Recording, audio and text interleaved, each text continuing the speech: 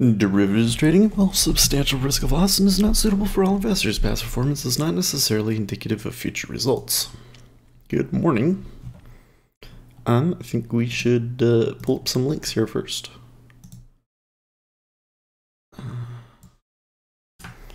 Bum, bum, bum. And let's get this one.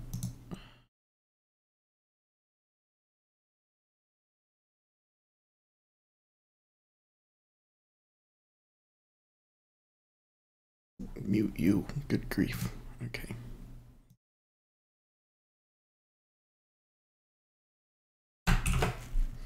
Okay. So here's the setup for today. We had a move down. It stopped. We are now testing higher. We have not broken the top. It's still 045.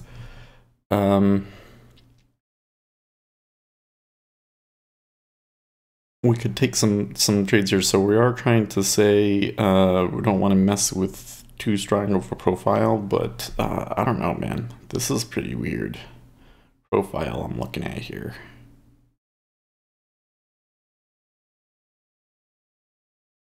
We are above yesterday's point of control.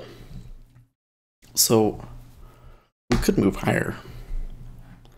But when I'm looking at this volume profile from the overnight, it looks like super disorganized to me. Am I the only one that's seeing that?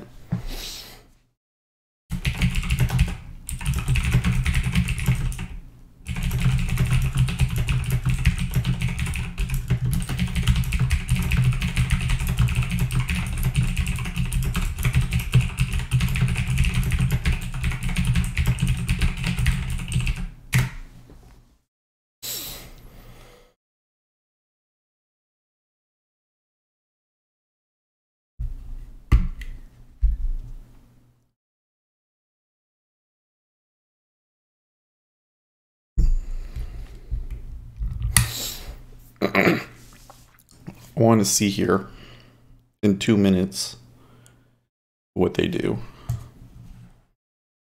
Bitcoin is still not going higher. It just does not look good to me, but they could still buy it.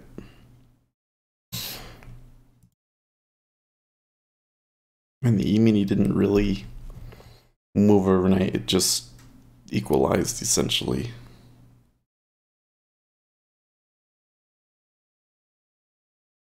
I mean, I think we're in a space that we could trade it. So today oh, you know what? I should fix this stuff. I'm gonna change the strategy back to our old standard 4-tick stop. Since we're saying that maybe it's a little bit too much, I'm gonna try that. Okay.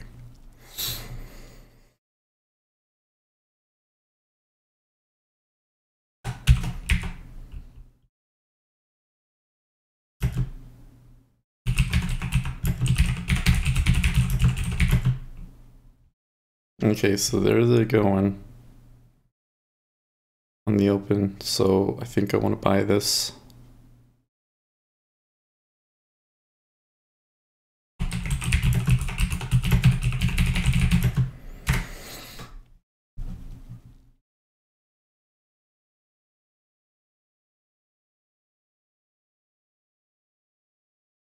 Okay. Not so sure about that one right there.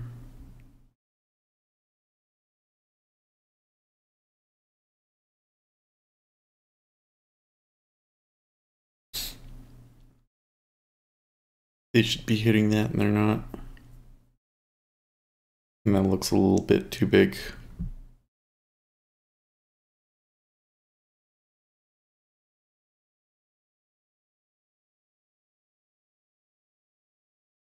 They did buy it on the open though. I mean, I think that alone gives you a good okay. Nope.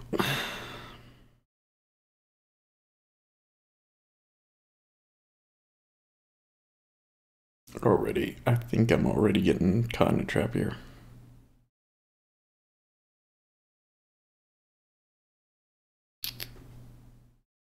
Okay.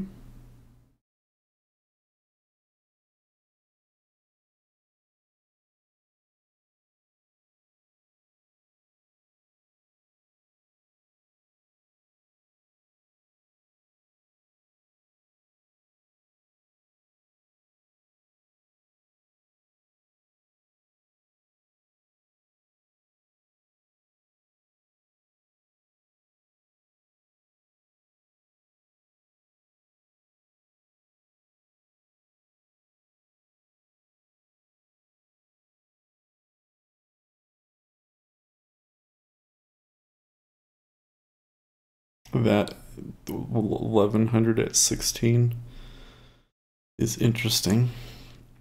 Not unusual to see something weird at 16, but okay.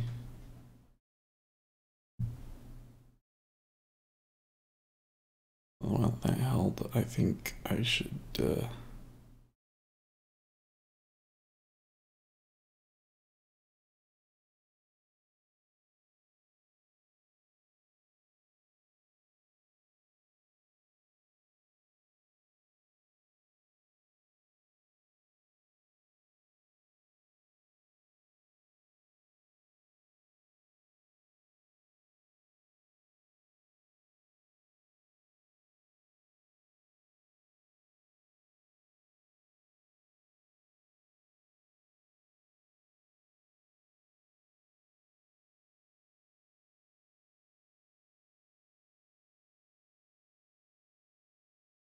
Okay, well, they're not really trading this.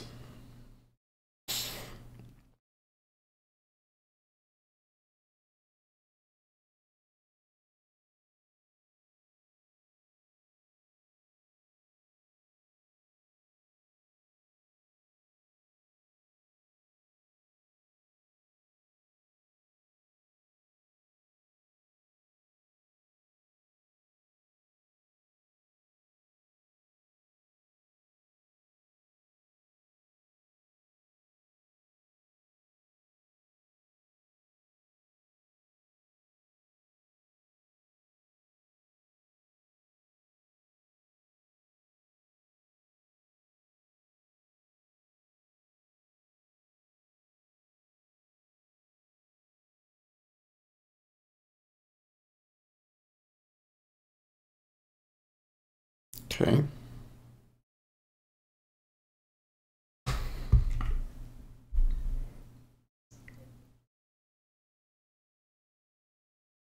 And that's where I should have bought.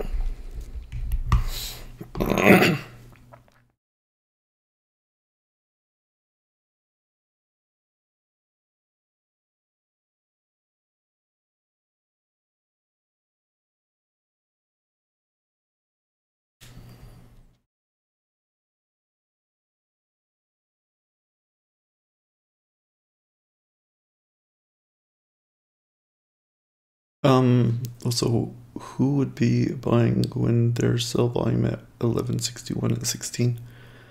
Yeah.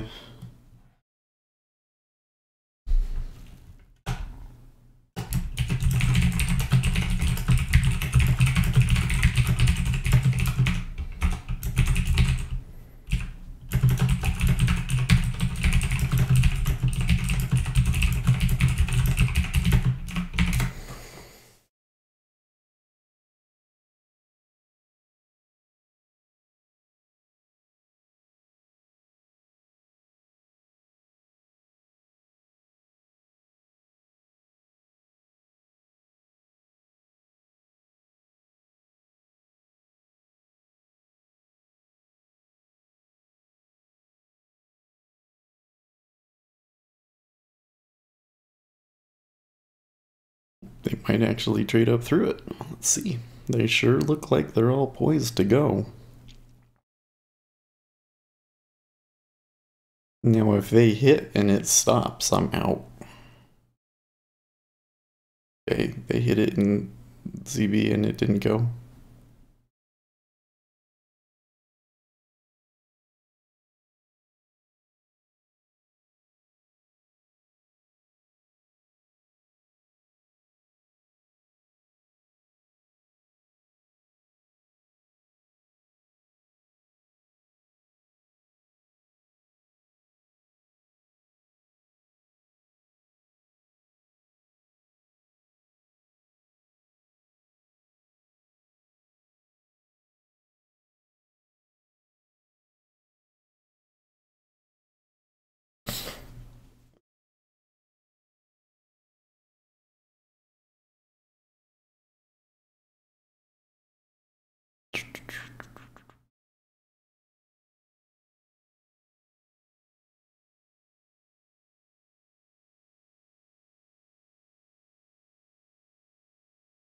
It didn't go there, so I got out.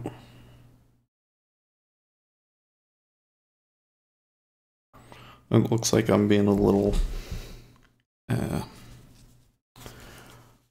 trigger happy today, doesn't it? Yeah.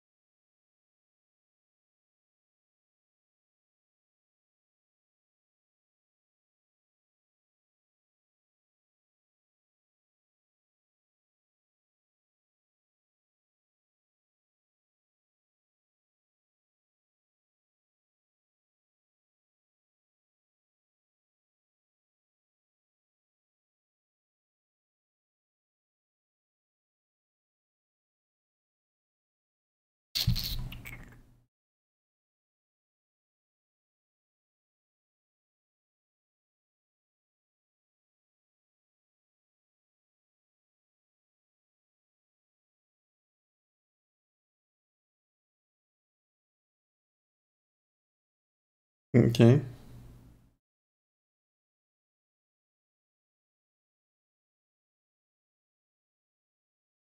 The 5-year took a hit right there.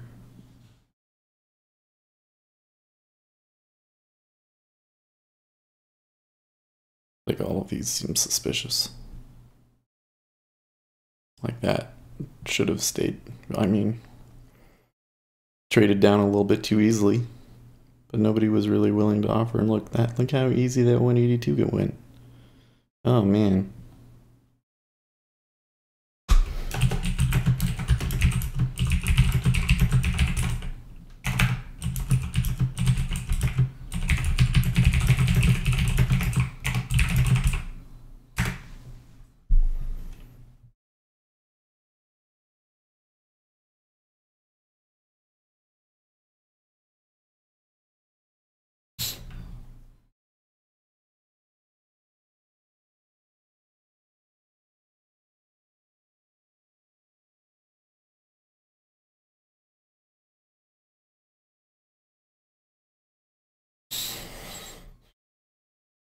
Okay.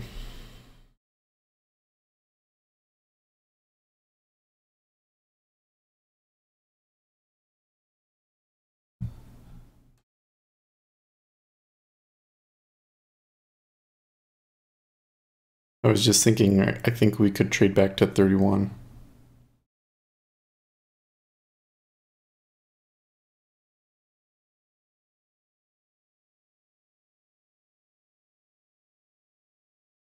This seems like I should. I mean, I should have clicked in there. Should I click in here, or should I just say if it goes, it goes?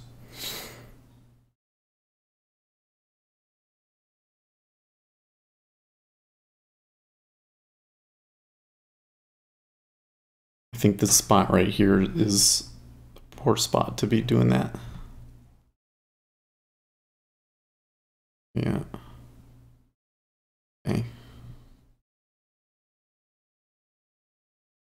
Like just clicking into 010 would be bad.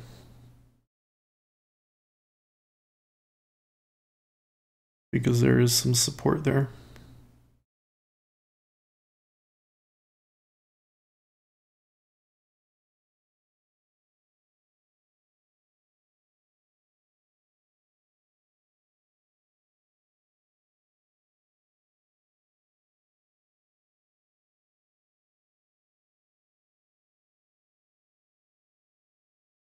Okay, well, I don't like what the 5-year is doing there.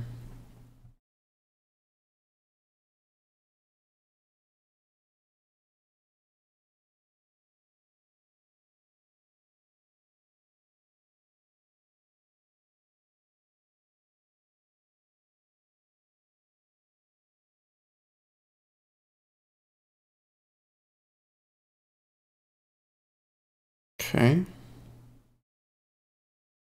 Interesting.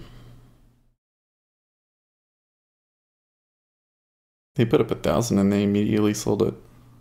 See that? Not that time. Now they've hit 900 into it.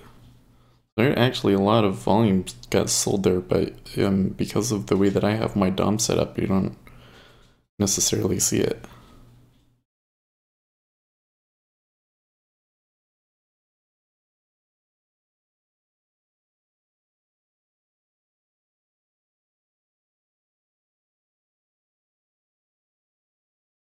Okay, well they're not selling it again.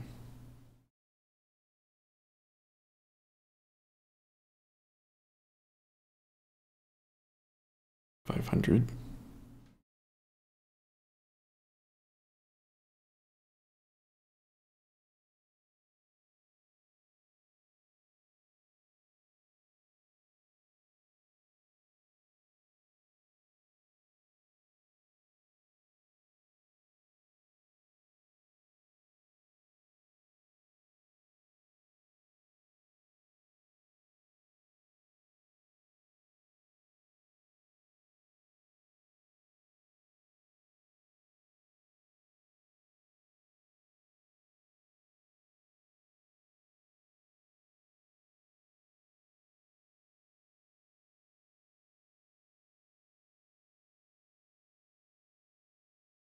Okay.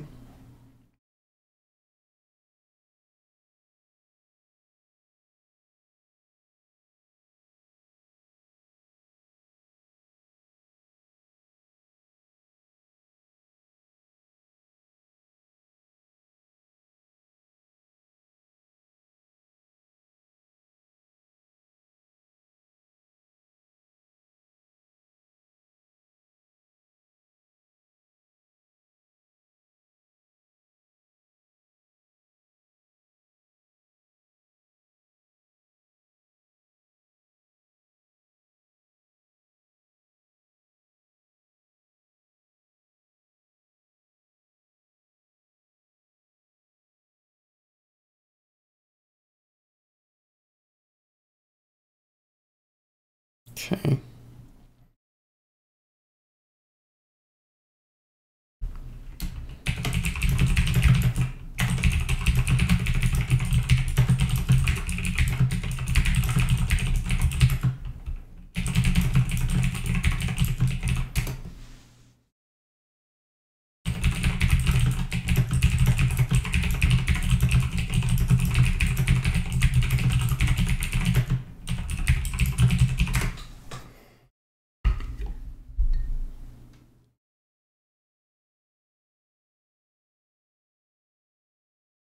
You don't think this is rangy?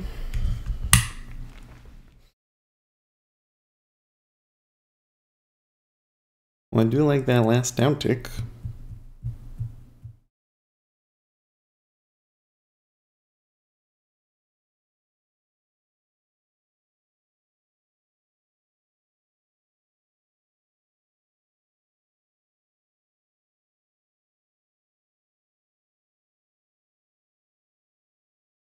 Yeah.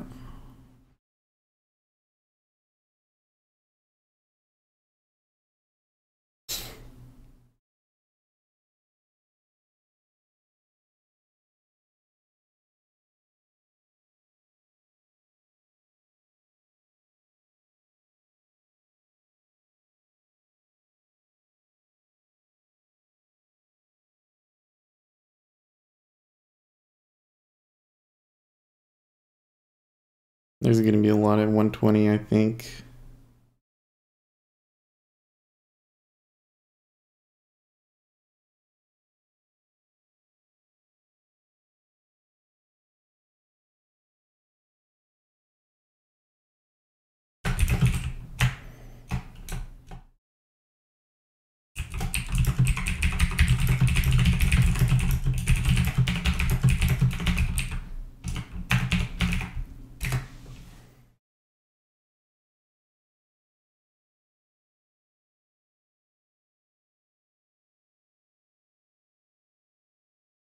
I'm seeing there's a volume node right here.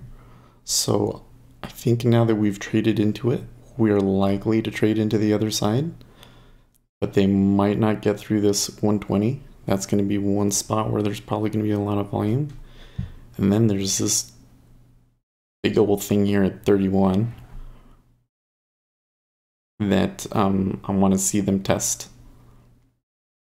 this step in the profile here. And then depending on what happens there. So if we get past that, then I would see what they do there and maybe take it off there.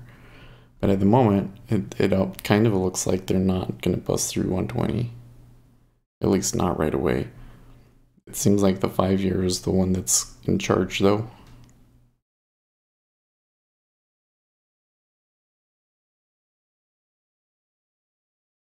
When ZB went, it definitely went quickly, didn't it?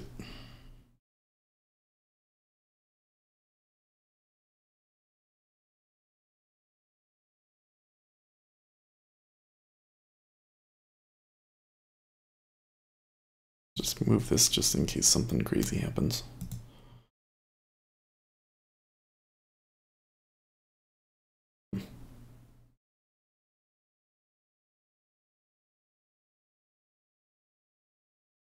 The Democrats is now Maxine Water, who together with Nancy Pelosi have established a fine leadership team. They should always stay together and lead the Democrats who want open borders and unlimited crime well into the future and pick crooked Hillary for president. On the warpath of this morning. A Harley Davidson should never be built in another country ever. Their employees and customers are already very angry at them. If they move, watch it. It will be the beginning of the end. They surrendered, they quit. The aura will be gone and they will be taxed like never before. Okay.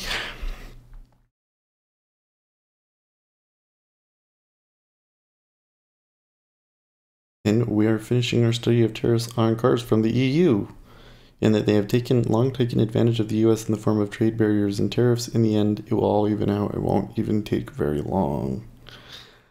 Those tweets seem awfully ominous to me.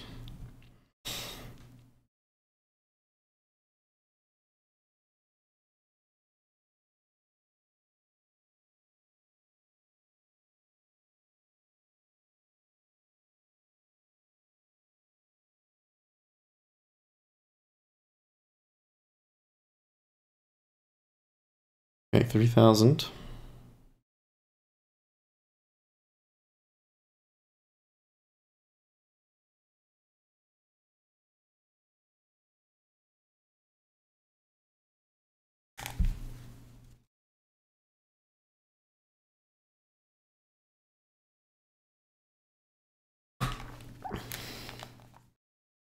So I kind of expect that there should be a lot of volume to trade up at 010.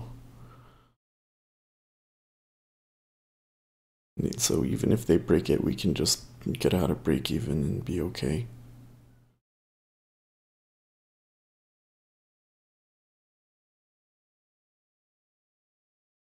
That 17, you see that? 17 jinking around.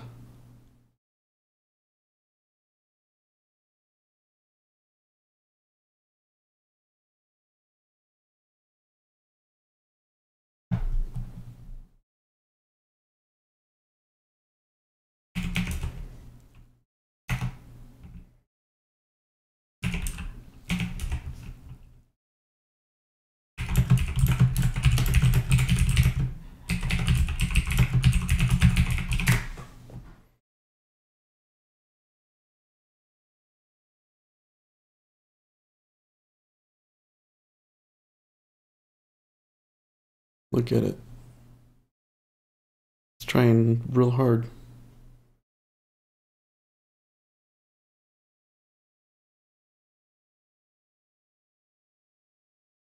Yeah.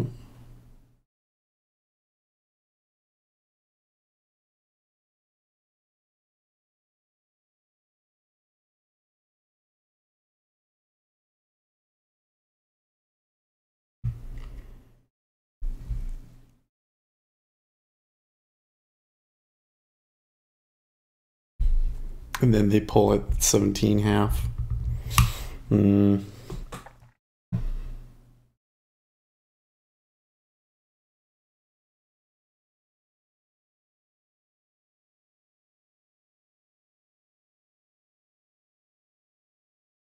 This feels like a minefield, and I'm not 100% sure how to navigate it.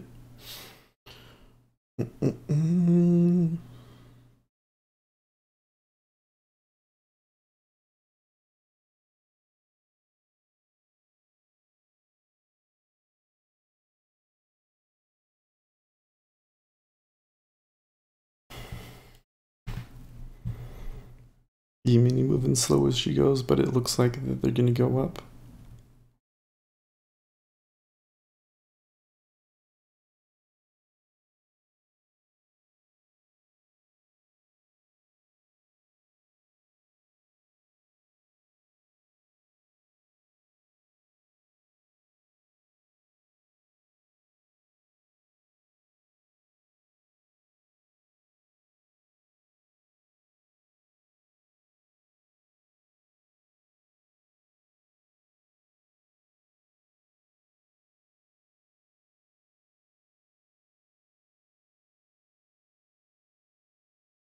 Okay. Almost breaking there in the E-mini. Treasury's not backing off.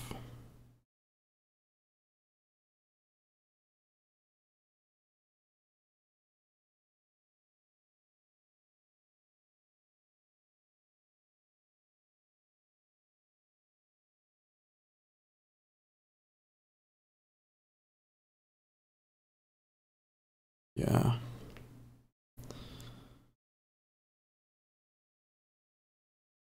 Well, I think that they should have hit into 120 harder. I mean, a little bit of volume did go through there, right? Oh, no, it didn't. They didn't actually even touch it. So, I don't think that is good for shorts. The E-mini looks like it's going to break a little bit higher. So that is good for shorts. But we can't rely on the correlation. Those 045 I think would be awfully juicy if they took it. So you have to wonder if they're going to try and take that, and it's a higher low.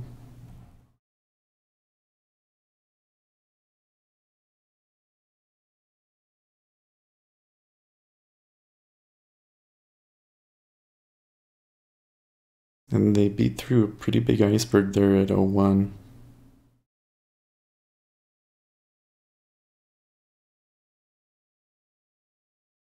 Okay. Well, I was about to say let's see them tick down and see how much they offer. But they offered 2,000. If they had put up 500, I think I would have just clicked out right there. Okay, well, I think that they ticked down because as they ticked it down, the E-mini was touching 27.25.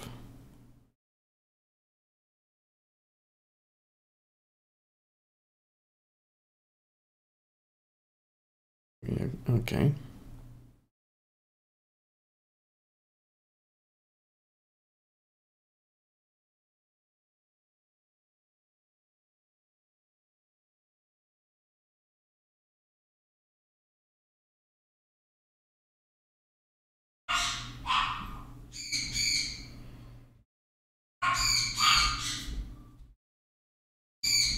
E-mini backed off a little bit.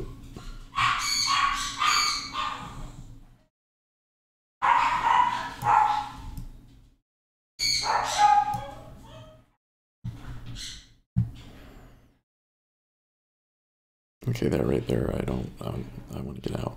Okay.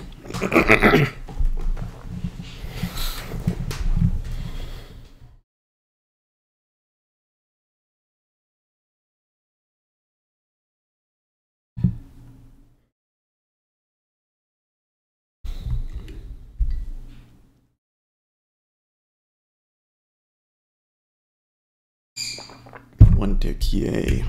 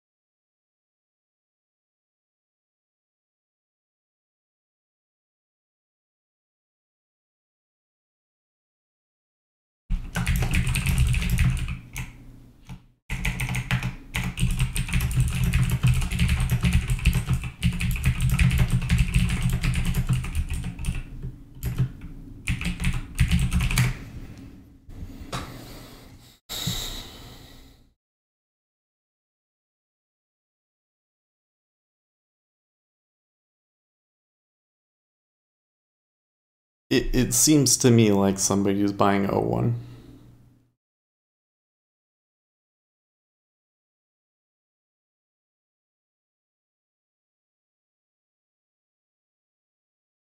Like they've done that thing where they allow the bid or sorry, the offer. They allow the offer to just put up a little bit and then they buy it. You know, like you only put 500 up and they buy the 500 and then they wait and they let another 500 come up and they buy that. Like that happened multiple times there. Hello. I'm gonna go get whipping cream. Okie dokie. Oh, don't leave the dog in here. They always get trapped. I'm not going to. There you go.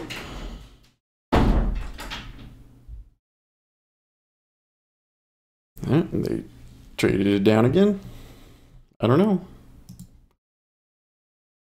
Sure. Probably a scam, but we'll see. Somebody wanted my email.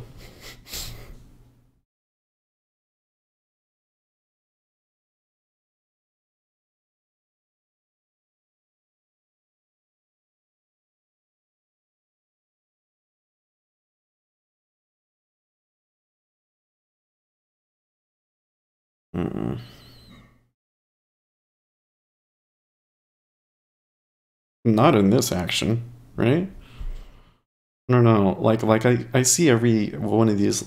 Like, I mean, it's good that 927 hit 0 half for sure. Absolutely. And they could trade through 0 half and not be able to touch 120, for all I know. You know, it's just I feel like the pace that it's going and the types of things that we're able to see at this moment, I'm really not sure that we can, that I at least, can make any real call here. I feel like at the moment I would probably rather be long, just because until we get below 31, we're still in an uptrend, technically.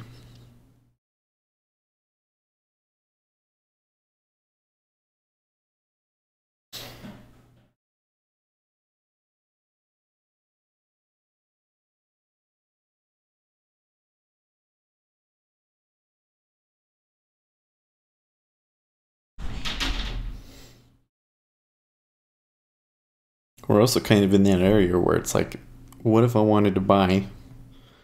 We get to play that little fill game. Do I want to buy 0 half?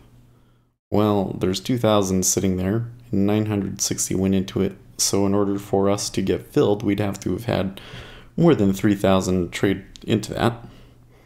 Now, if they're going to trade 3,000 and I get filled, what are the chances then that they're going to trade through everybody that's there and offer some up there?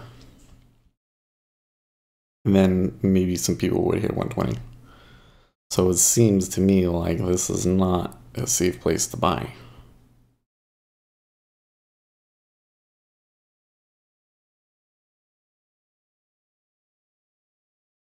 $50-50. Yeah. Jack, I really don't think it's 50-50. I think that there probably is something that somebody sees out there that has a really good percentage profit, like chance that it's going to go up, but I just don't see it. Large size sitting on either side of the market. I only see the robots, yeah.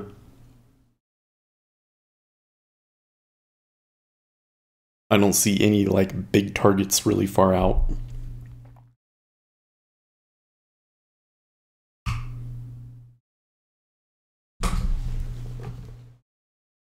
Yeah. Well, they have at least 900. Well, and then the 33 here trapped. Right? There's 33 that sold there.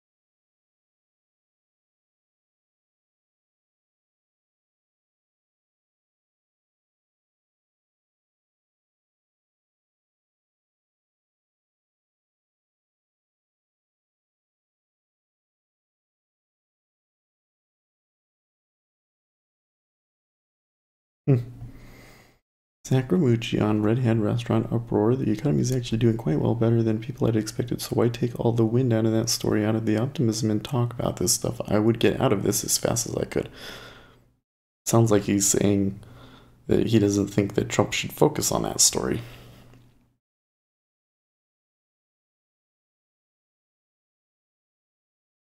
I actually agree with him because I think that this Red Hen story actually does work in Donald Trump's favor, but not if he gets too involved in it.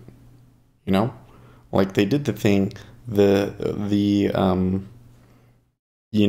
grassroots ally people are probably going to take care of that for them and create a big huge uproar about it, and the administration should stay focused on what it's doing and fixing these not I don't want to say finishing the whole trade war thing so that we can get this stock market downturn over with and be heading higher into the election. That's what I think he should be doing. Because if this continues this way and it goes into a recession and then we go into the election with going from 4% growth to like negative growth the next quarter, you're not going to win that election. It will make it much harder at the very least.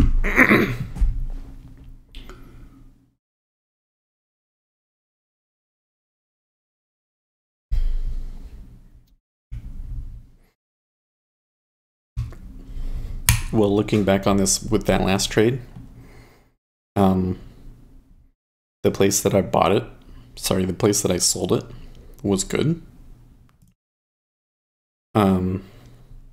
I don't know why I clicked that 035. I thought I saw it pulling and I did itchy trigger finger for sure because there really wasn't a good place to. If I was going to buy it, really should have been there at 025. And when that happened, I didn't really want it. So, but anyways, this one, I mean, I got it in the right place. And then when we saw that there was a zipper there, getting out there, I think was the right choice. So, and I don't want to get involved in that zipper.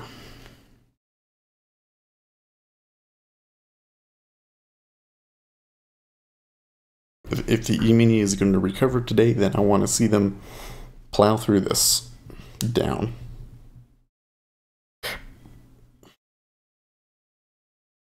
And I want to see them take 120 and then maybe 31. And then if we can get there, then maybe I can think about taking a short on the theory that they should plow through this to 28.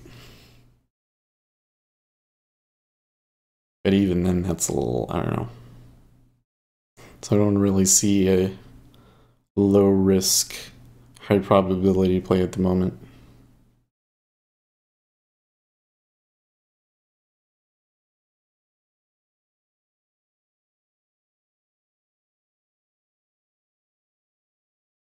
I recently visited a trading floor in London with independent self-employed traders. Most were in the mid-30s thieves. Others in the 30s, only a few were older than 40, but I noticed that the elderly did not use charts at all. 6 or 8 screens, but not a single chart. Wow. 8 screens of DOMs? Wow. Okay.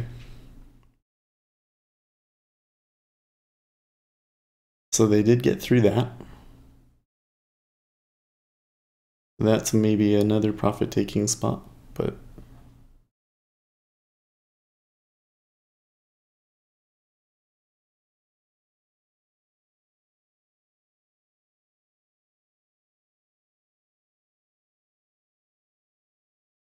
You think that bid is going to pull?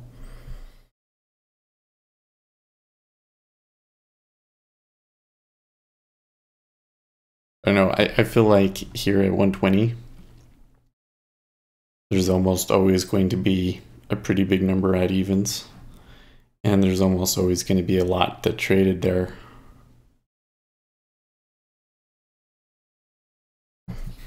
So I bet places like evens, the high and low of the day, 16 in ZB, there's almost always going to be a big bidder offer there. Almost always.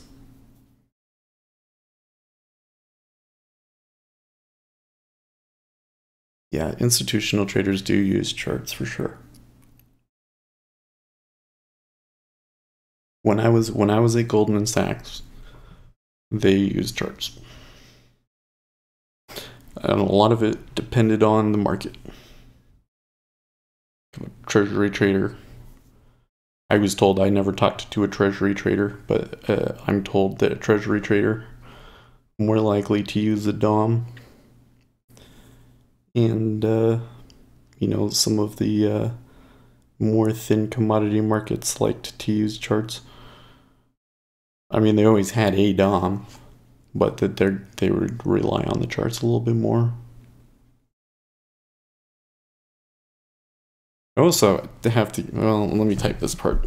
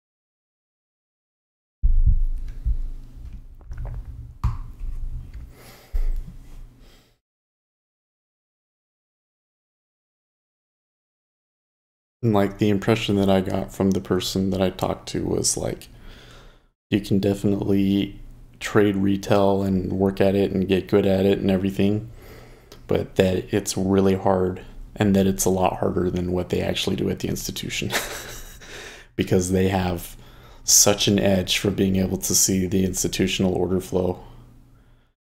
Well, yeah. So let me type it again because I know not everybody's watching.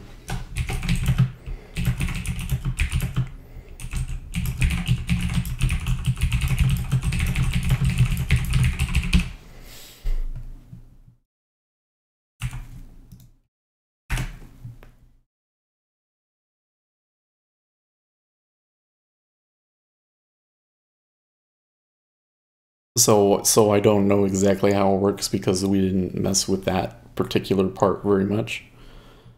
The guys that I was working with were working on the DOM and the charts, but it's a tape, and like what happens is you have like a institution like a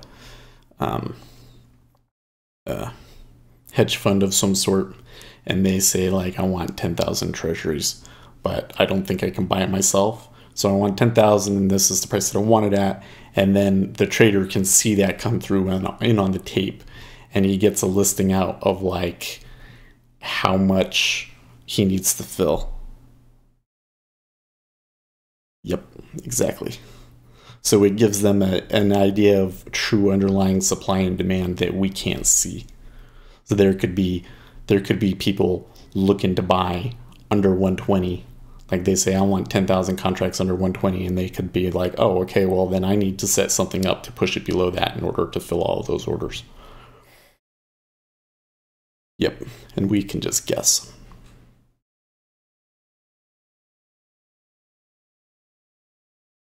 Isn't that more like front running?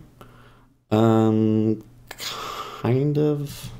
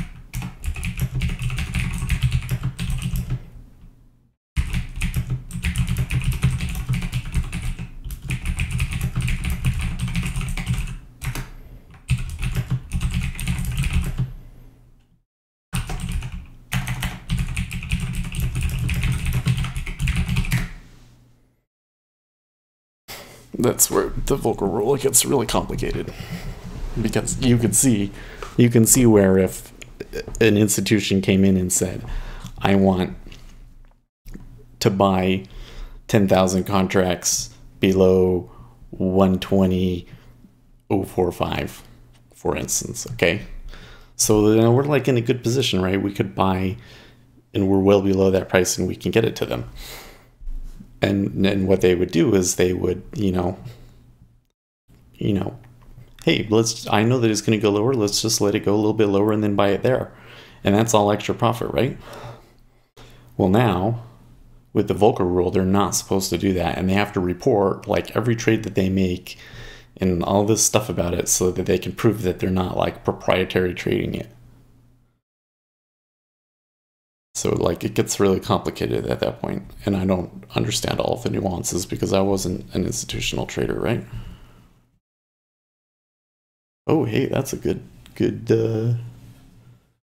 link there, Jack. But yeah, institutional order flow makes a big difference. Or think about like this would apply much more to the equities markets, but think about like dark pools and stuff. So they can look at what's going on in the dark pool. Yep. Yep. Yep, exactly. But my point is that by virtue of being a retail trader, we have to trade a little bit differently from the way that the institutional traders trade, for sure. Right? But institutional trader does think that the DOM is important, if not one of the most important tools that they have. And I think that speaks volumes as to whether or not you should be using it as a retail trader. So it must have, in my opinion, a good DOM.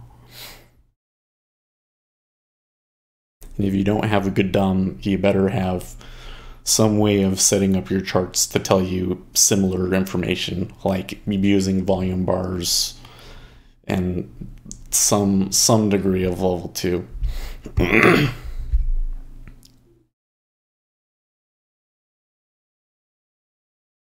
There's certainly ways to see the same information.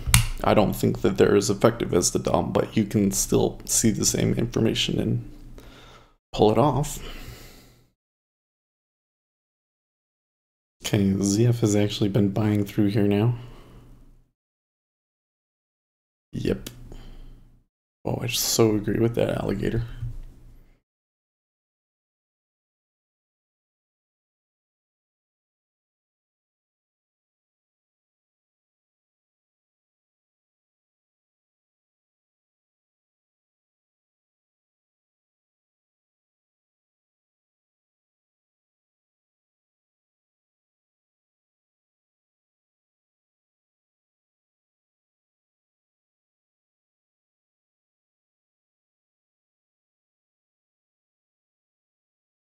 Okay, I think that was that little buy spike right there really made me want to buy this. And I'm sitting here thinking, well, no, we're in an area that I really don't want to buy it. So I'm wondering if that was just like noise or...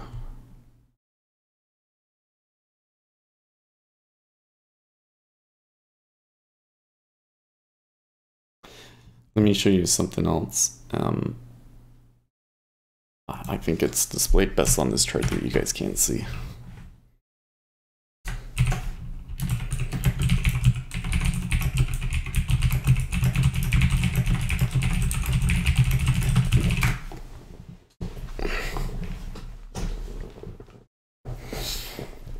They've been buying through that whole thing and they're not able to get it. So if you think it's puke time, you think it's to the downside, yeah?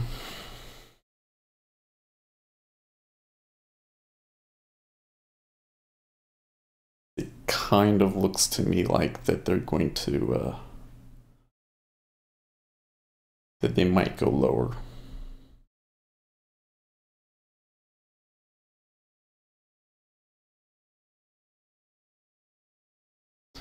And while we've been watching this, Bitcoin has been able to hold a bid. So that's good for them, I guess.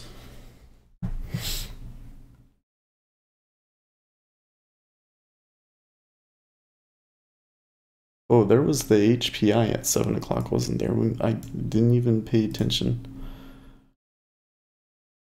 Let's see what it was. Okay, they wanted 6.9 and it was 6.6. That's the change in the selling price of single-family homes in 20 metropolitan areas. Guess I should have reset that a long time ago. Okay. Do have some big numbers at the top of the hour, so it may be really slow here for a while.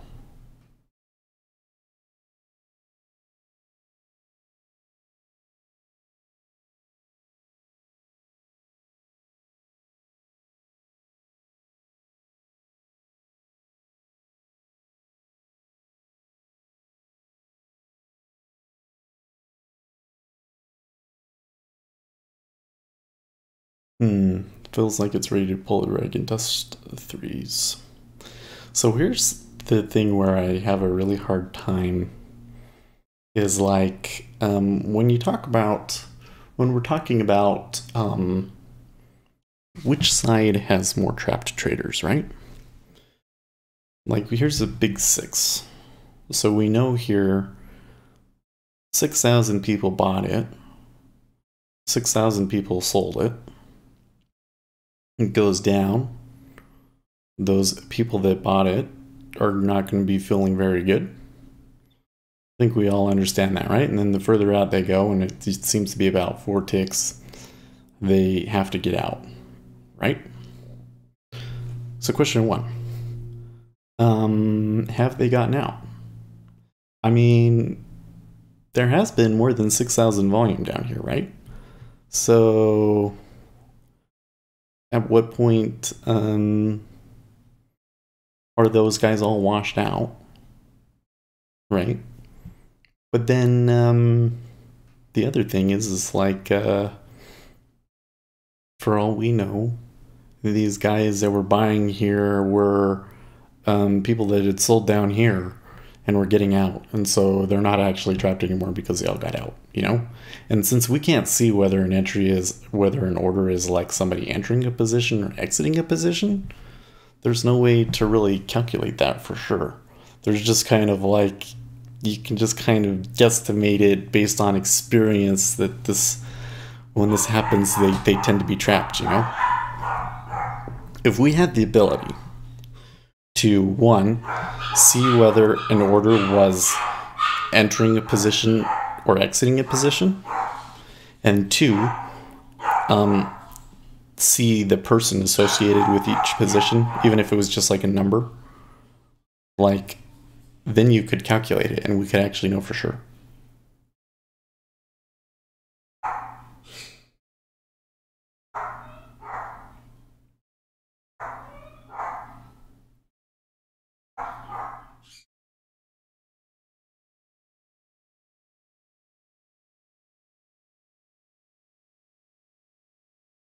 Oh, okay. I thought you were looking for something more spectacular than that.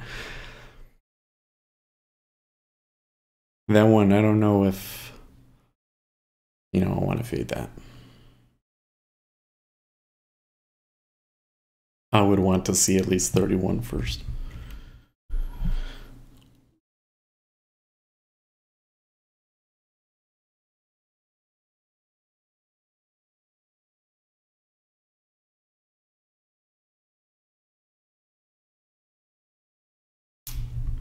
Well, I guess I was right on the original short, right?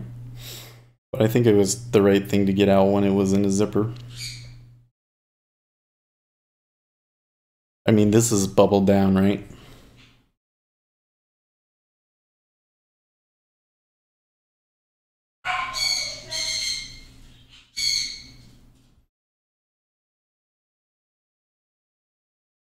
I remember the last time we had a move like that.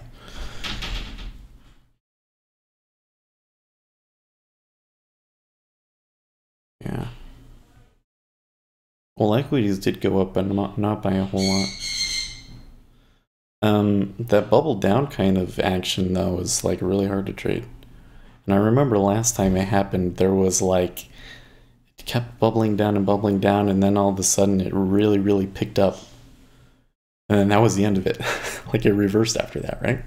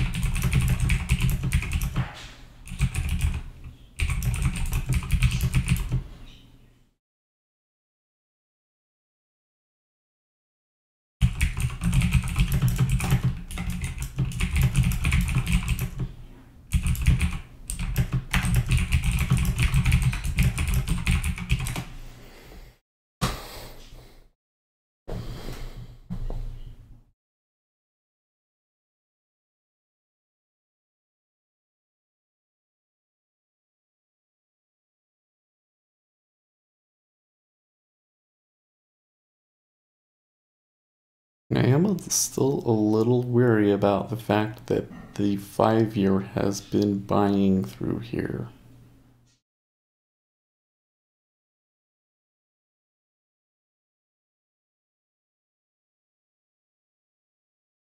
I mean, if this keeps pushing, if they break 31, I don't know what the corresponding level is going to be in the 5-year because we're like in a low volume area now in the 5-year. Those longs are gonna have to puke.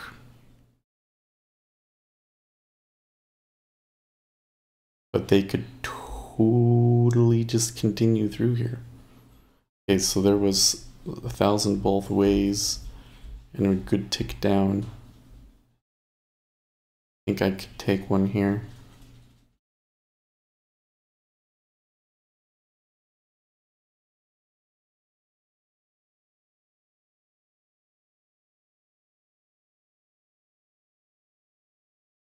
Find it curious that they traded through the VWAP and that there wasn't a ton of volume through it.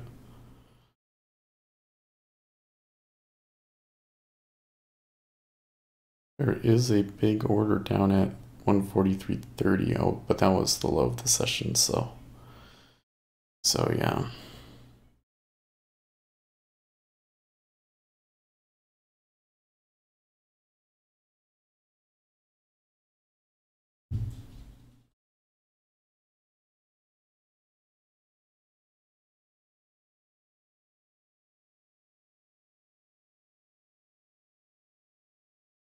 Yeah, you screwed up my window.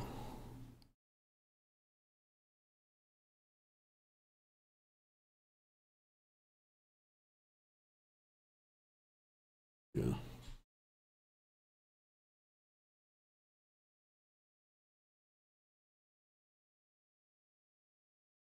Well, my reading at the time was that we should So here's the trade that I've been seeing that I want you to pay attention to see what you think about it, okay?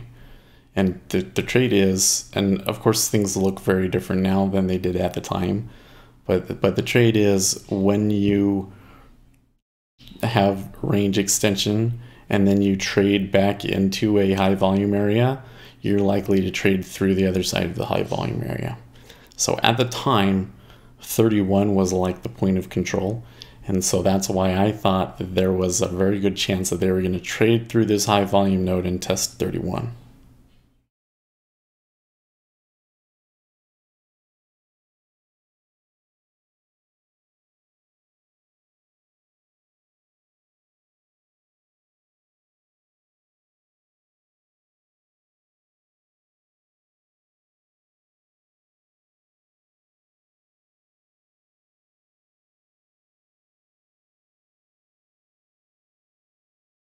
So now the read is, this is an edge here.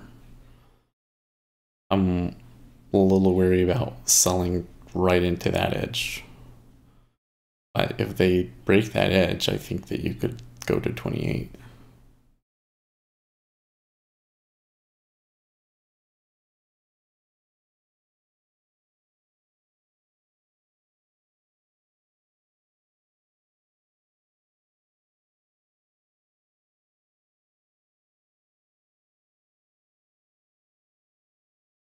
And even though there was some size at the 120, I don't feel like that the buyers have capitulated.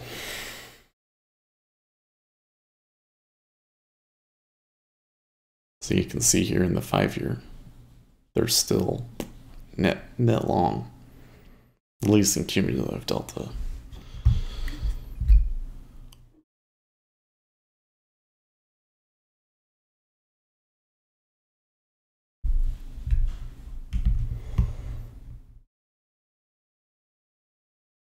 Now, the counter argument to all of that is that I still think we're in action where I don't really have a super reliable read.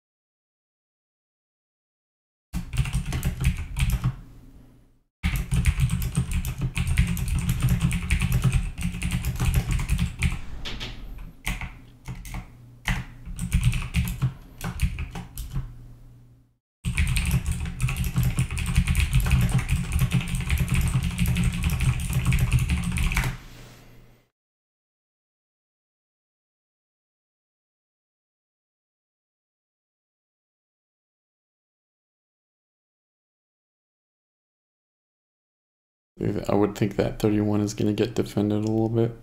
Yeah. I'd say 5,000 contracts is defense.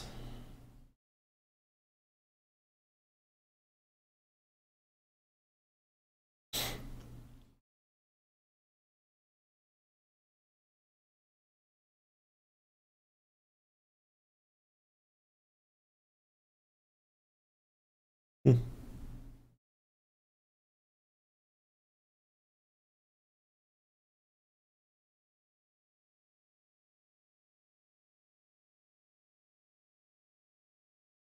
Okay, well, they traded through 5,000 and they're putting 2,000 up. So I'd say that they took out that. I'm not going to say they took it out, but they traded through that 31 pretty easily there, that first try.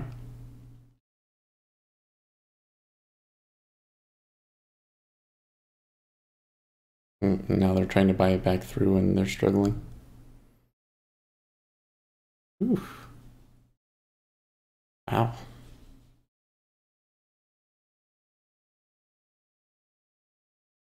Well, that was already 10,000 contracts traded through there.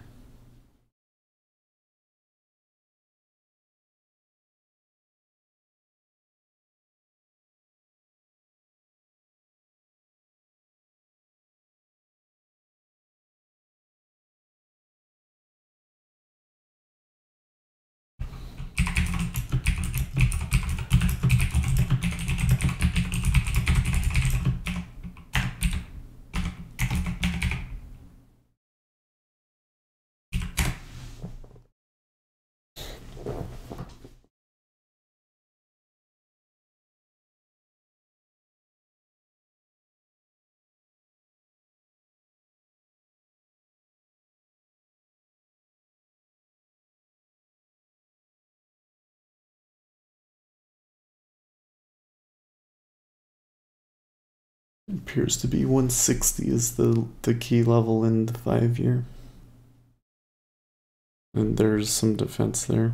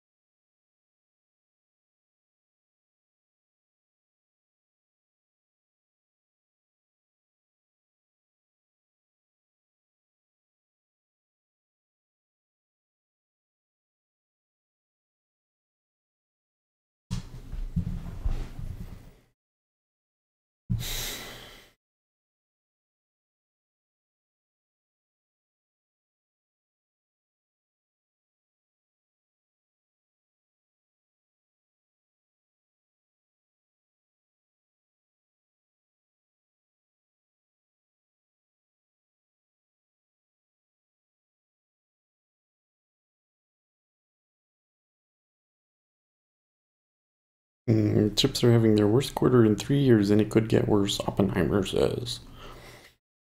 That I would pay attention to because chip makers always get it first when things are bad.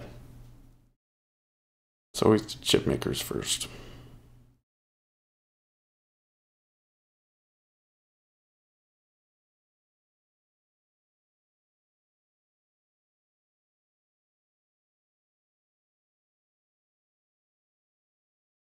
Okay, here goes the E-mini.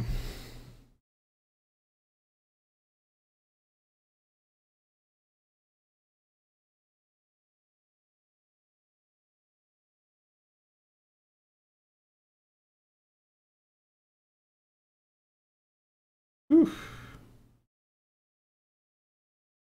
Okay, it looks like buyers have it.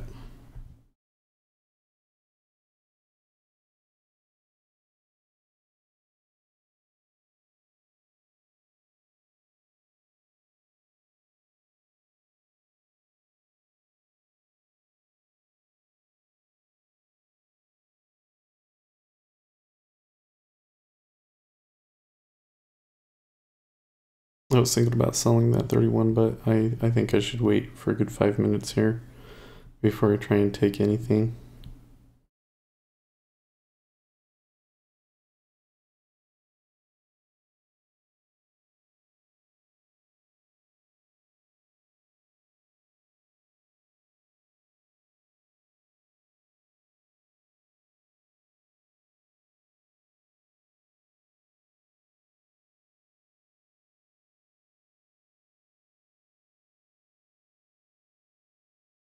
Oh boy.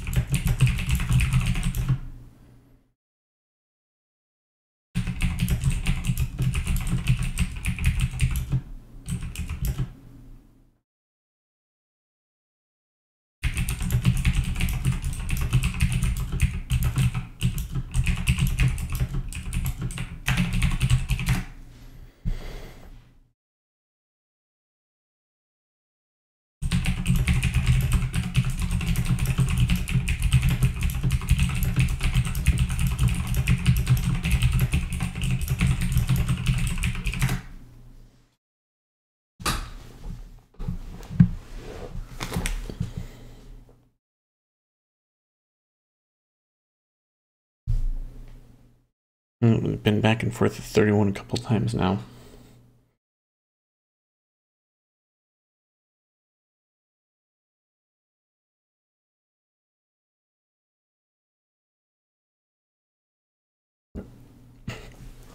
See, the problem with the way that these moves work is that,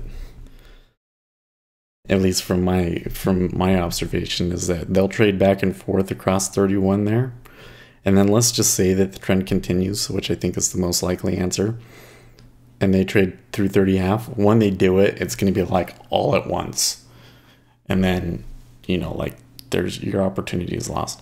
Like, just look at it on this chart right here, the range chart, right? When they went from 05 to 120 and below, and then when they took this step was even bigger. It's like all at once, and then you missed it, and then you have to take it again, and you can say, well, I could sell it here, but then you don't actually know if it's going to tick down, and if it does, it's going to go back and forth there a trillion times before it does. These kind of moves can be frustrating.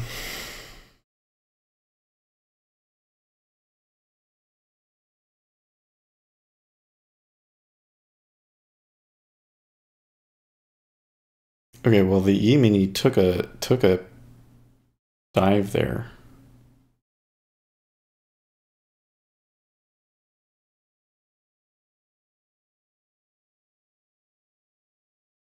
It's not exactly, well, okay, so there was the sell. I don't want to read too much into that yet. Just wait. I said I was going to wait 5 minutes, right? Maybe even 10.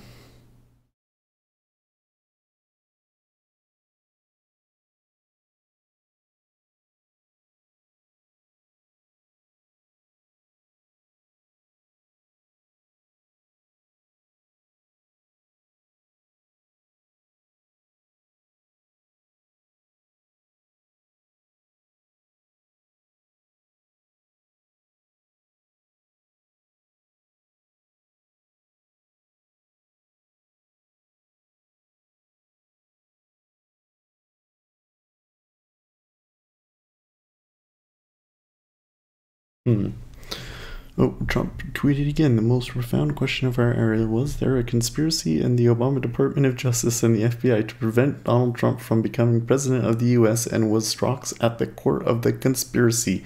Judge Andrew Napolitano.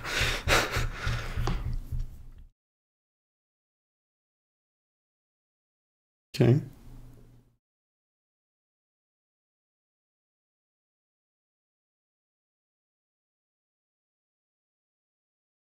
Okay, a little bit of a buy there in the E-mini now.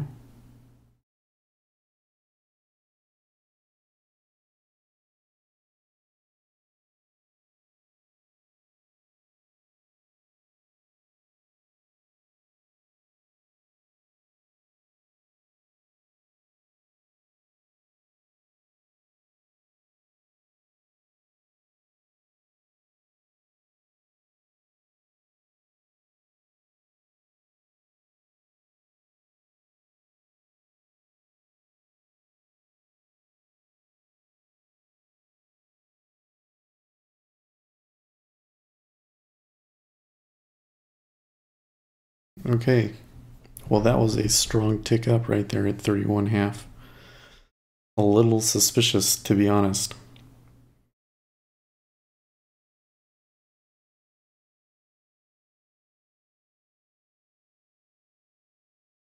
But we might be able to follow that order. Yeah.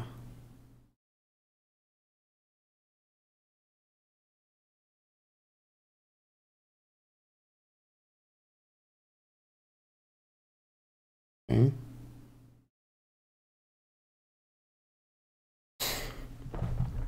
Almost. I don't think I jumped the gun there, but there is an iceberg there. So it may be a trap. I took it because the 5-year ticked up and held.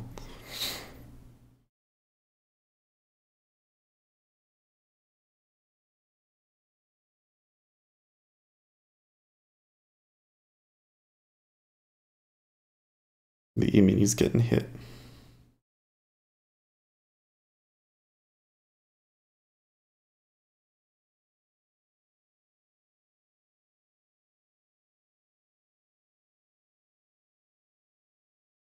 Liking that. Okay, that looks too strong.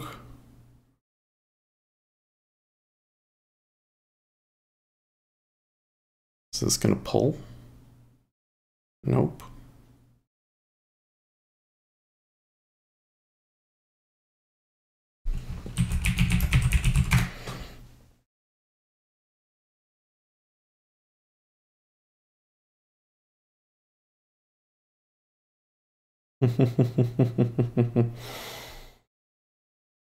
Nope, I'm holding it.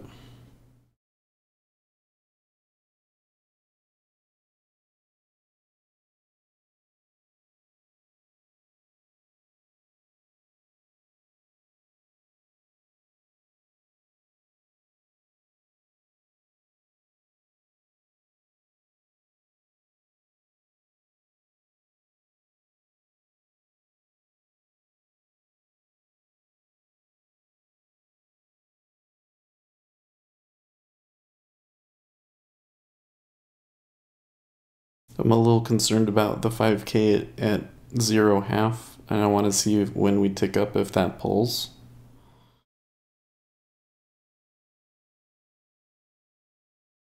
That's what I'm thinking right now.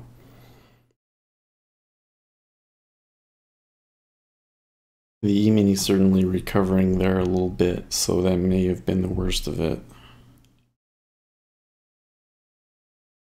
And it's hard to say.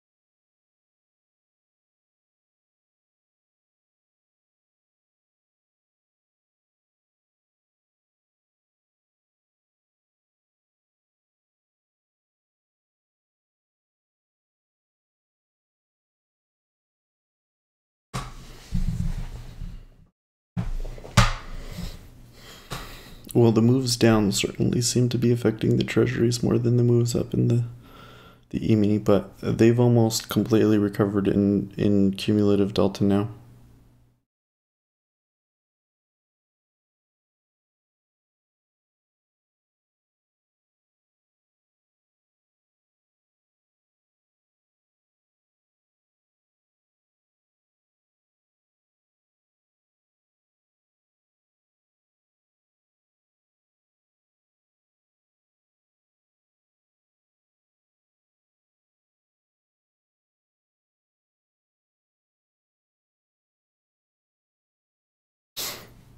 Okay, so only 32 traded there.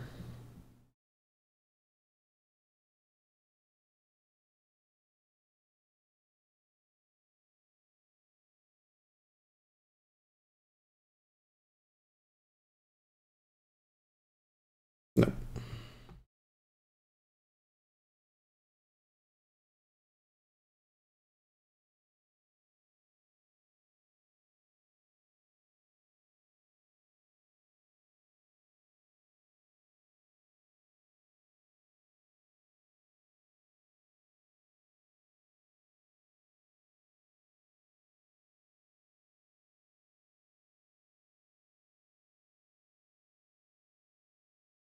Jeez.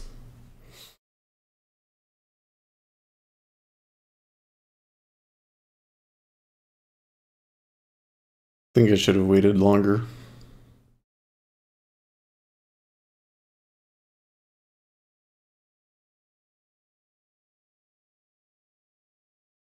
I think they're still gonna let me out though.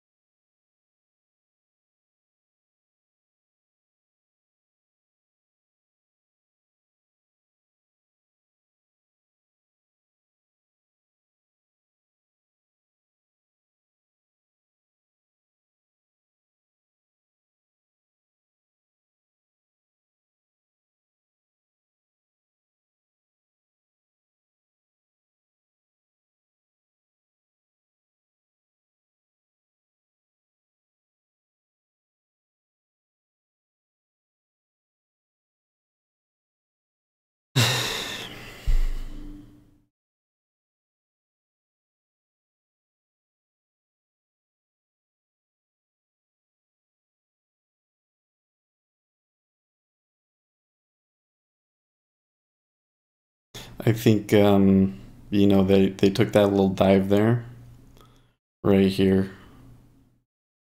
Oh, you can't even see it. Right here was where probably knew that the E-mini was going back up.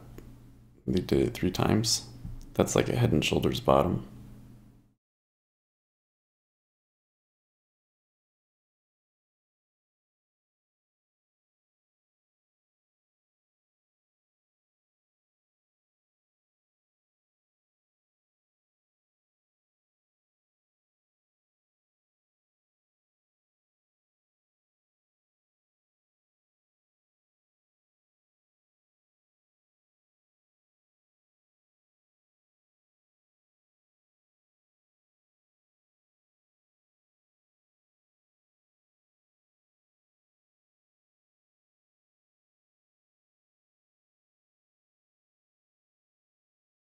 Hmm.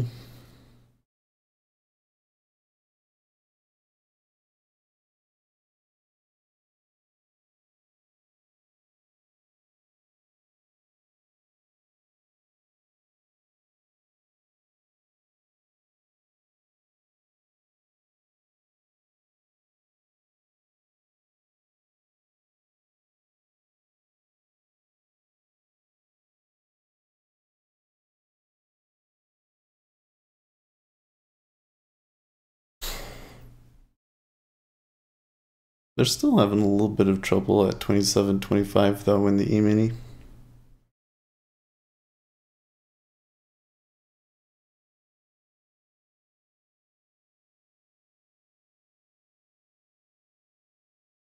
They're not printing like bubbles.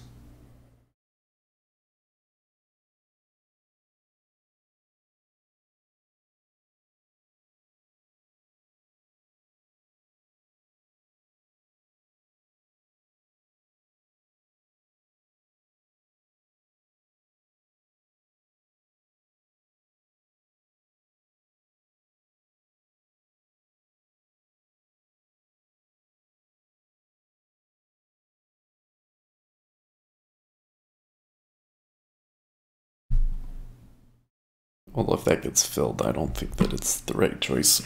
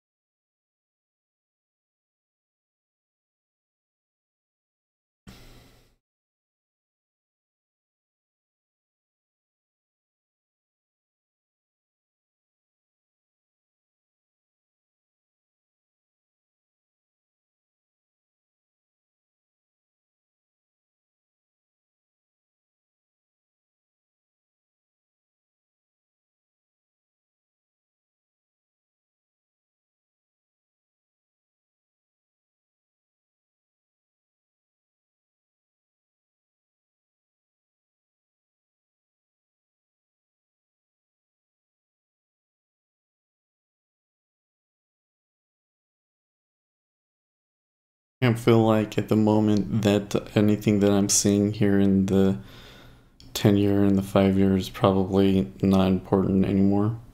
Because I'm noticing that the level 2 is just going back and forth based on whether or not the E-mini is ticking up or down.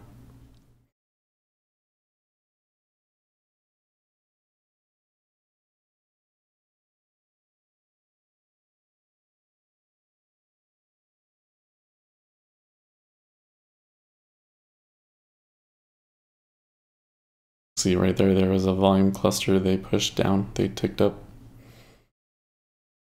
Now it's going back and forth because they came back to that price. It's just noise.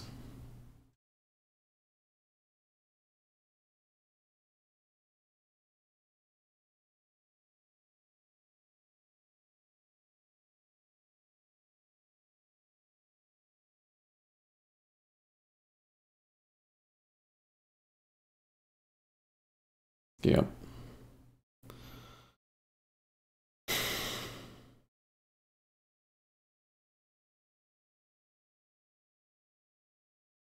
The only thing that I'm leaning on here at the moment is the fact that the 5-year continues to be long, net long.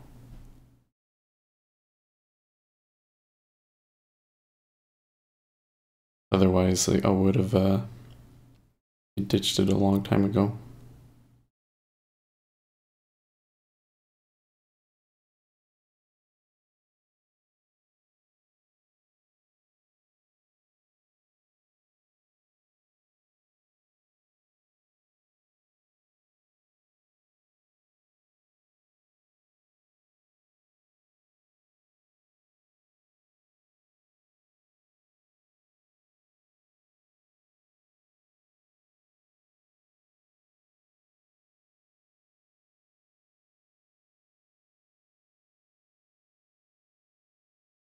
This kind of a little bump right here in cumulative delta in the 10-year is a little, I'm not going to say unusual, but it's not one that I see so often. It's not one you see every day.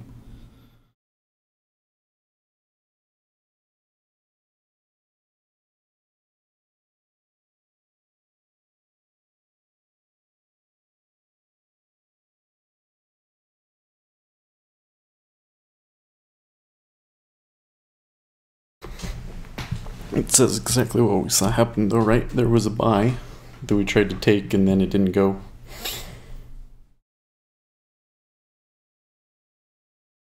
Okay, there's the mini taking another.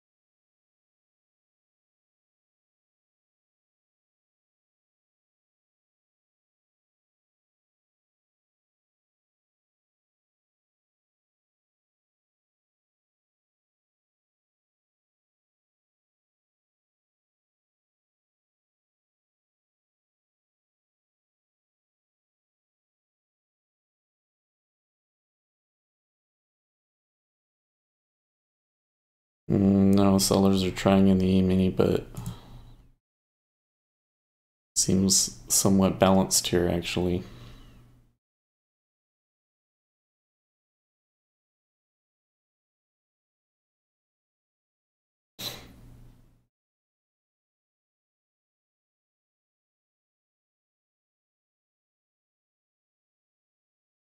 Yeah.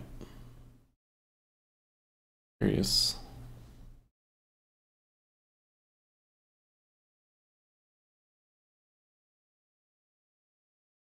I don't think that either side should be thinking too much because we're right smack dab in the middle of a range.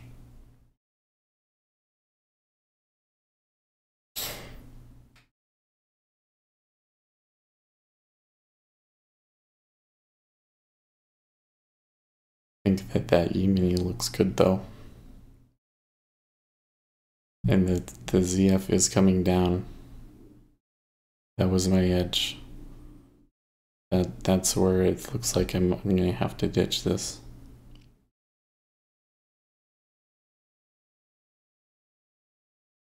Not really. I mean, it's a 4-tick range, dude.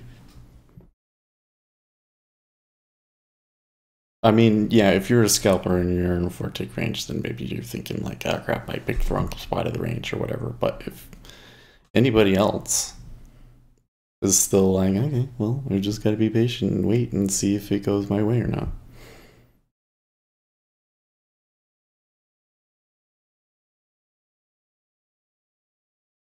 You know, break of this or a break of this, then people change their minds.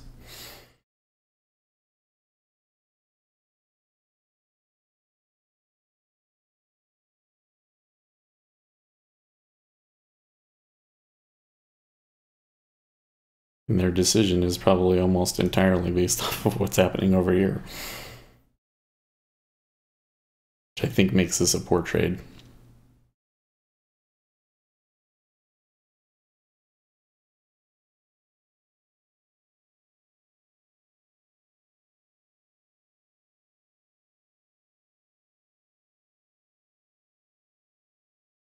Hmm.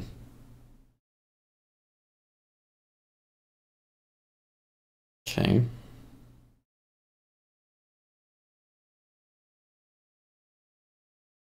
Well, I shouldn't read too much into that 36 there. I mean, it's thick. We've been trading almost 4,000 at every tick, so.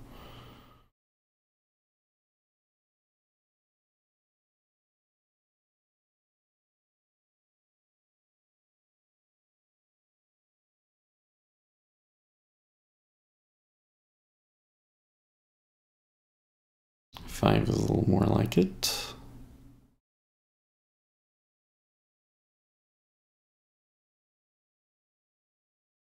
Okay, that was a little aggressive on the seller's part.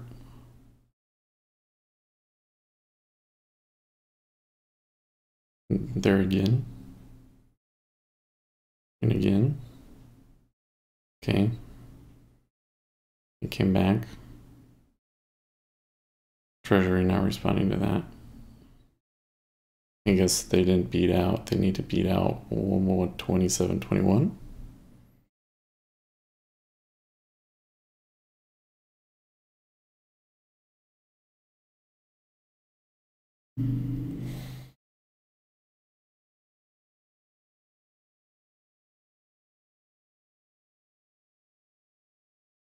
Well, now the thing that I'm seeing is okay, so there's 7 and they beat it.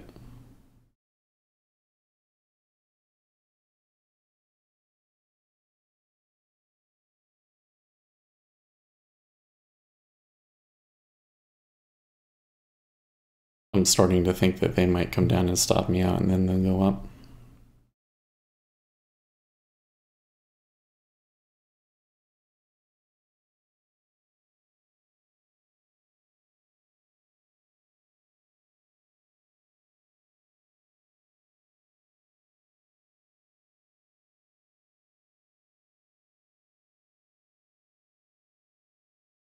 Hmm.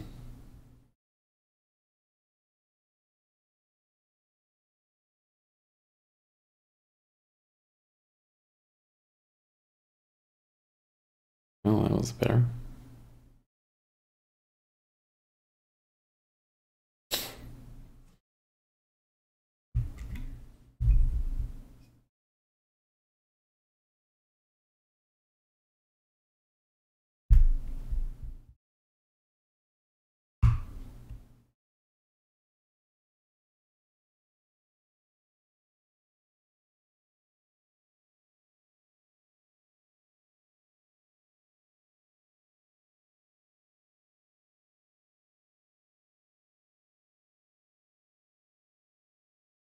Well, now we got news coming up. I don't think I want to be in this when the news comes.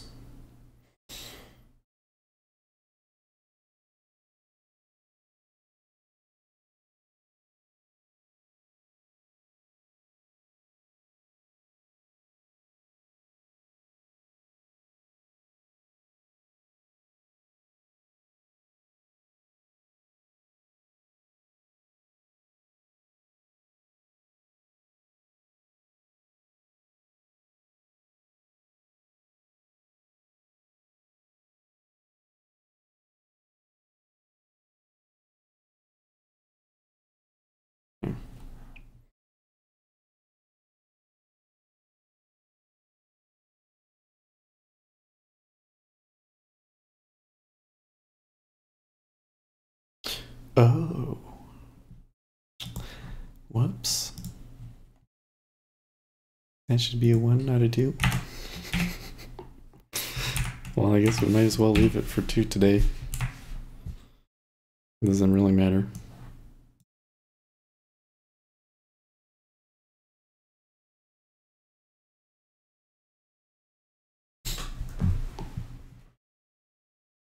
The size offered keeps yanking every time it upticks. Well, I really don't think, like maybe there's one guy out there that has some really big grand plan and like knows what's going to happen, but this action to me looks like they don't actually know.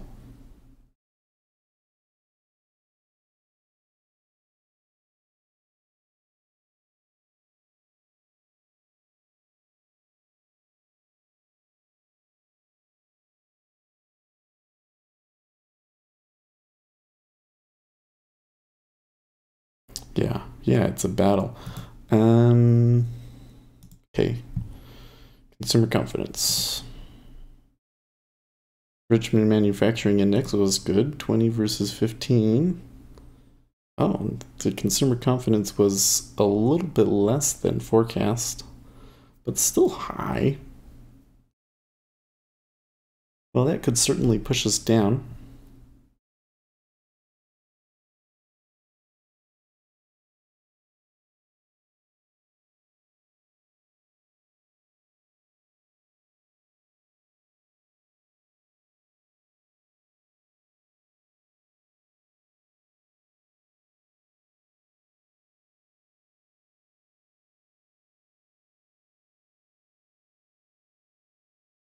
Hmm.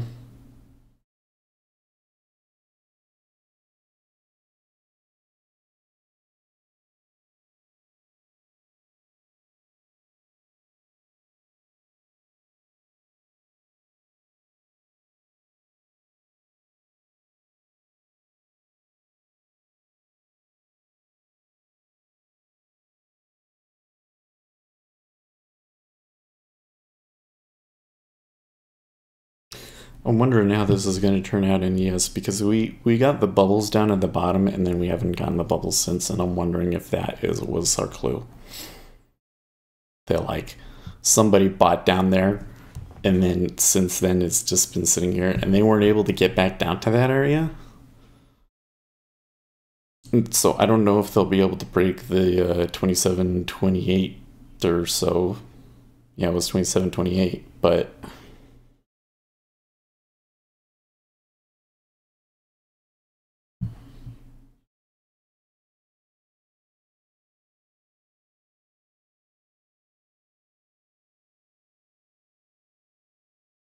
they came close to it.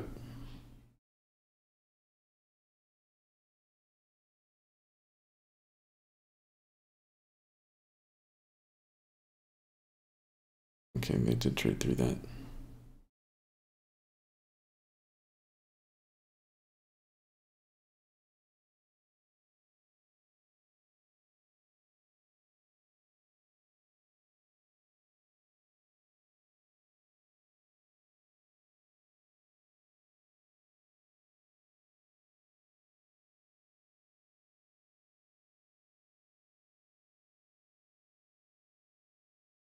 Man, and they went back to 25 already? Oh, I guess they went a little lower than 25, huh?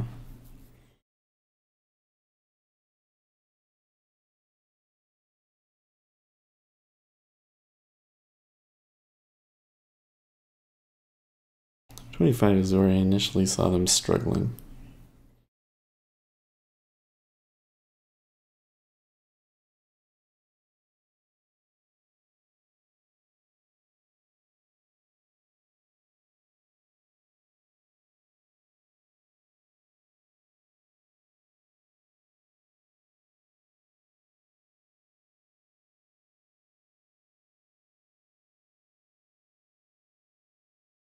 Yeah. I don't know, situation's different now.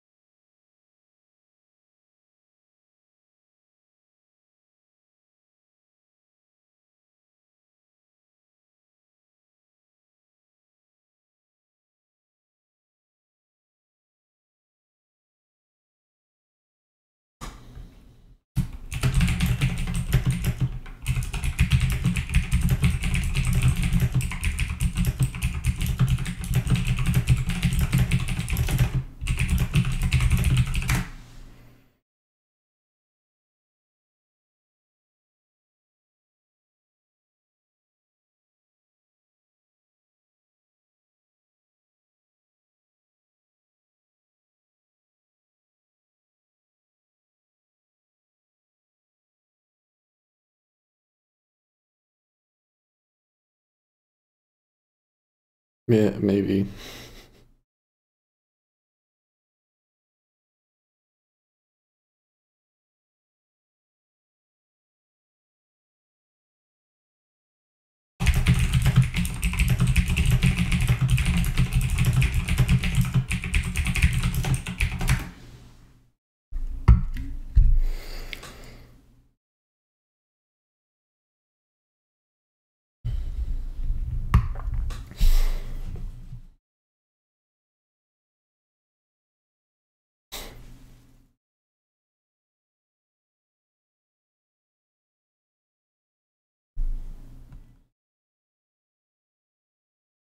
No, I think obviously the spot's not the best. I mean, who was saying that? He was right about that. If the range is between 30 and 120, then selling 30 half isn't the best spot, is it? But all of the things that I was looking at before that thought maybe it was long, really turned around significantly, especially that 5 year.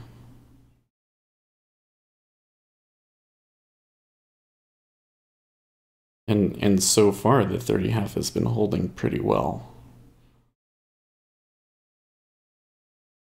But the E-mini needs to get up and go, or this isn't going to happen. Oh, you think we should buy it?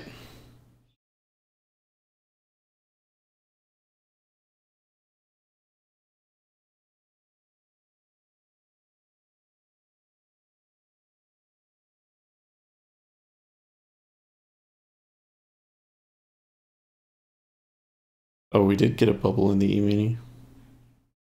Well, that kind of changes things considerably, doesn't it?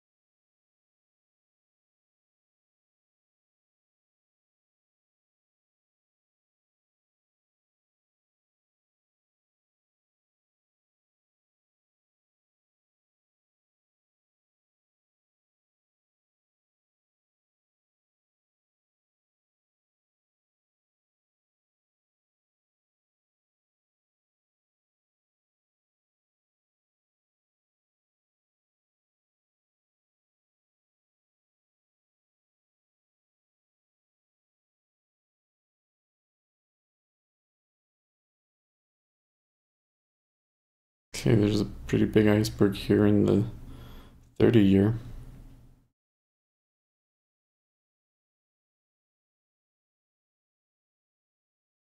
Kind of holding it.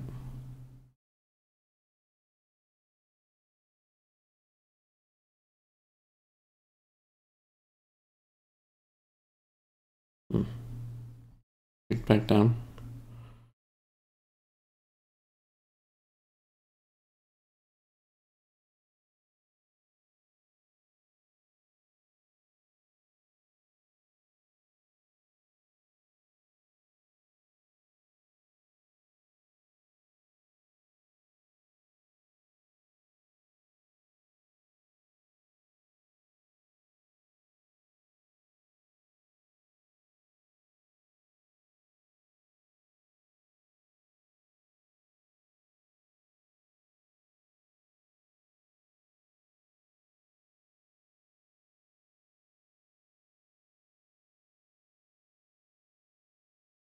Okay. Good little run there in the E-mini.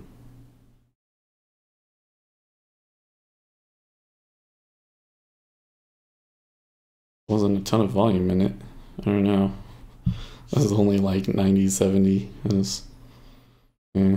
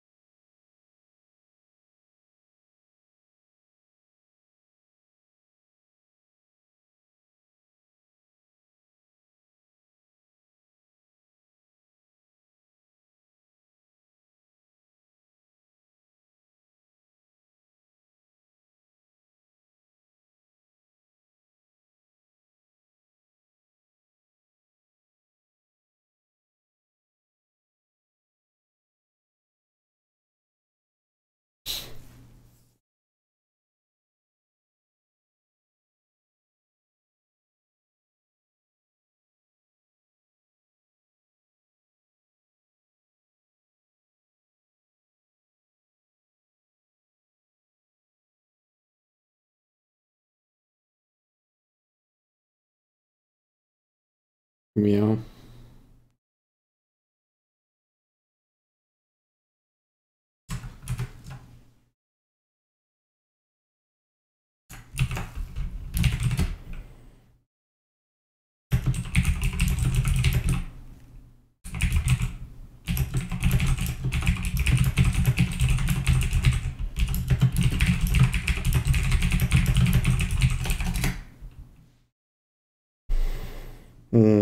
They didn't like that, did they? Was it the 5-year broke up? Yeah.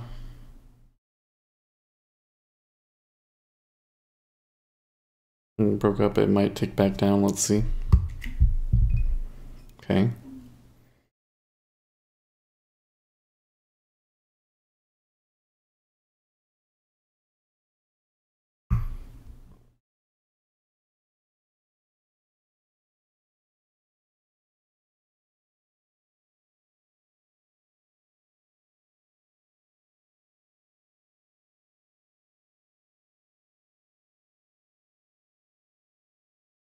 Well, quite a bit have traded back into that and it hasn't ticked back down. Yeah, that's not a good thing.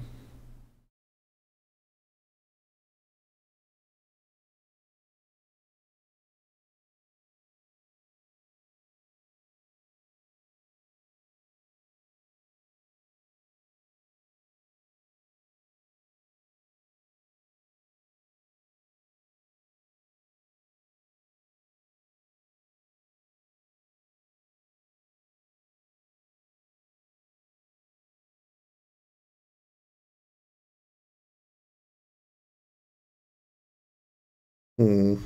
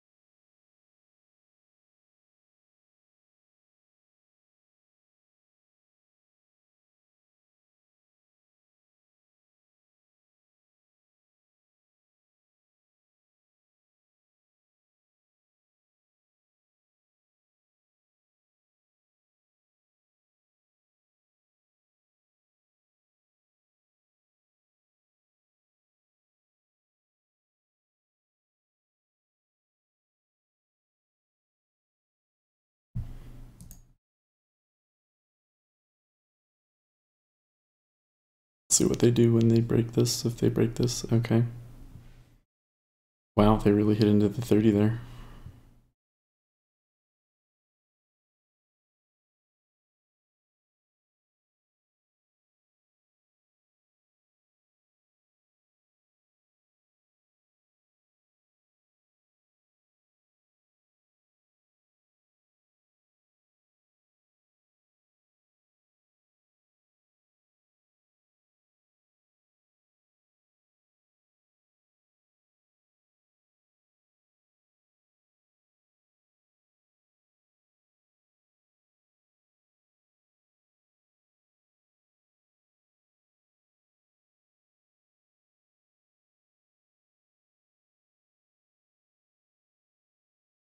Still not quite there.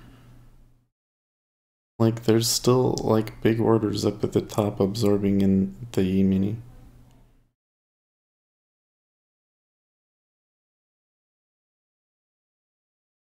So it could be some profit taking, but, like, that's, like, the high of the day in cumulative delta, and they haven't broken a new high yet.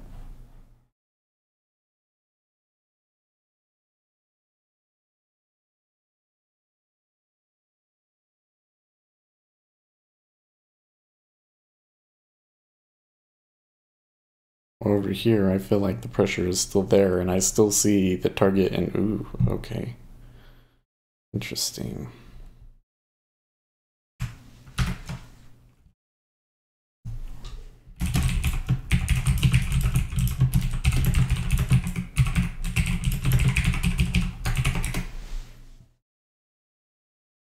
Guessing Yoda's mind Z beyond support and possible to be only hint for a reversal, but ZB generally not significant for whole curve. Sometimes a leader though.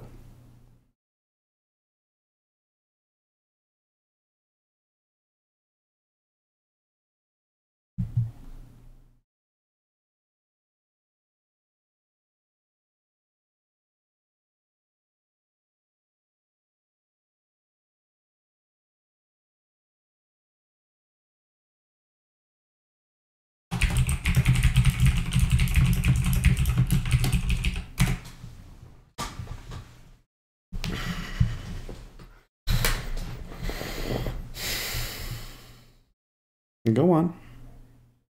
Go on. There you go.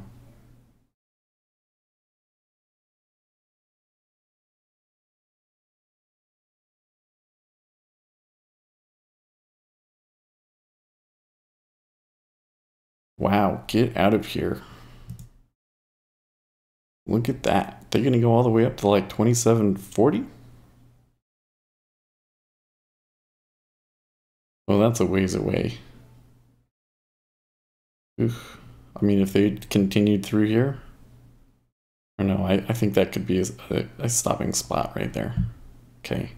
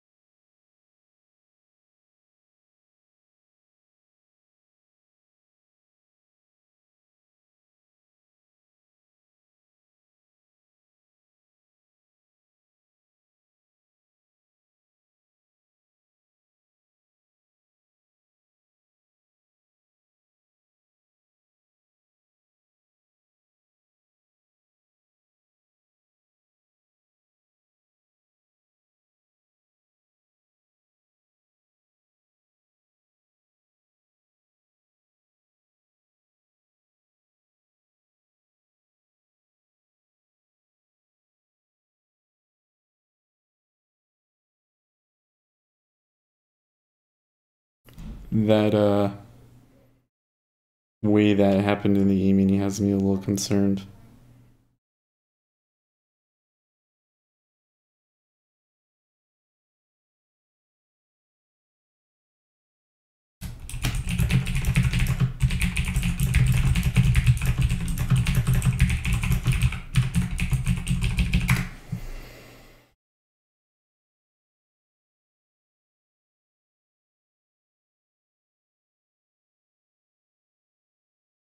Okay. That's okay.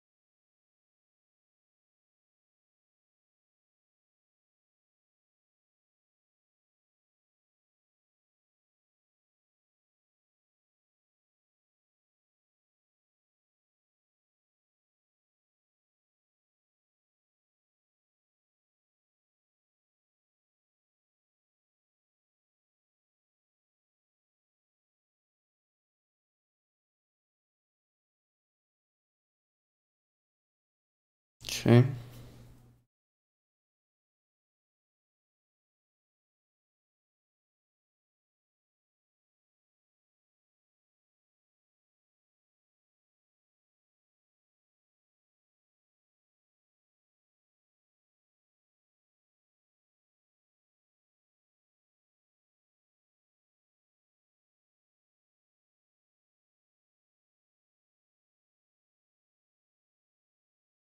I'm sitting here like, well, maybe I should be long. Like, maybe I should be in this. And then I see it tick back and forth at 29.5 like that. No thanks.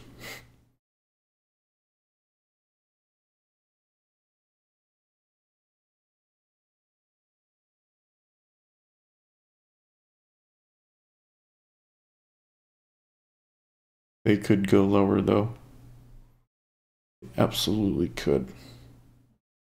And they did not. They have not reached their targets.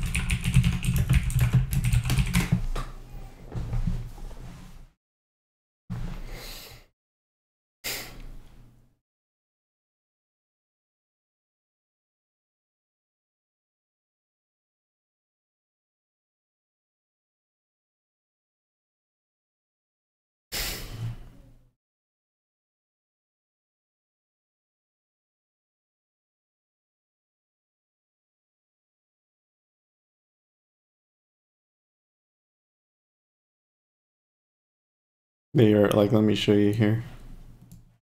So like the one where I bought, for instance. Okay. The E-mini was going down. It was getting ugly. But then, oh, inverse head and shoulders. Let's zoom in on it. You can see it. Inverse head and shoulders. And there was some bubbles down here too. And then it came down, right? Same here with this spot. See, here's this low, here's the high. But then after that, the Treasuries kind of started to do its own thing.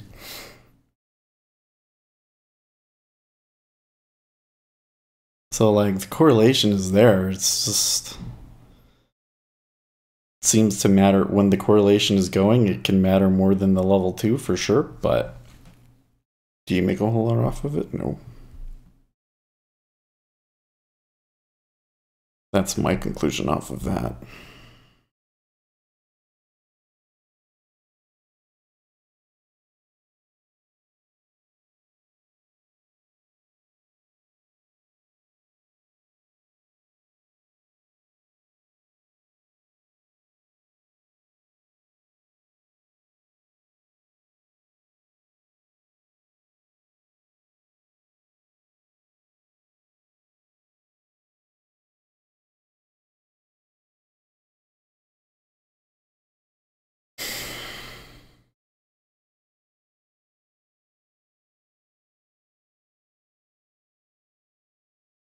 Yeah, even though, so I could have gotten another tick off of that, I think. Oh, no, I couldn't have. No, no. It just looks like random to me.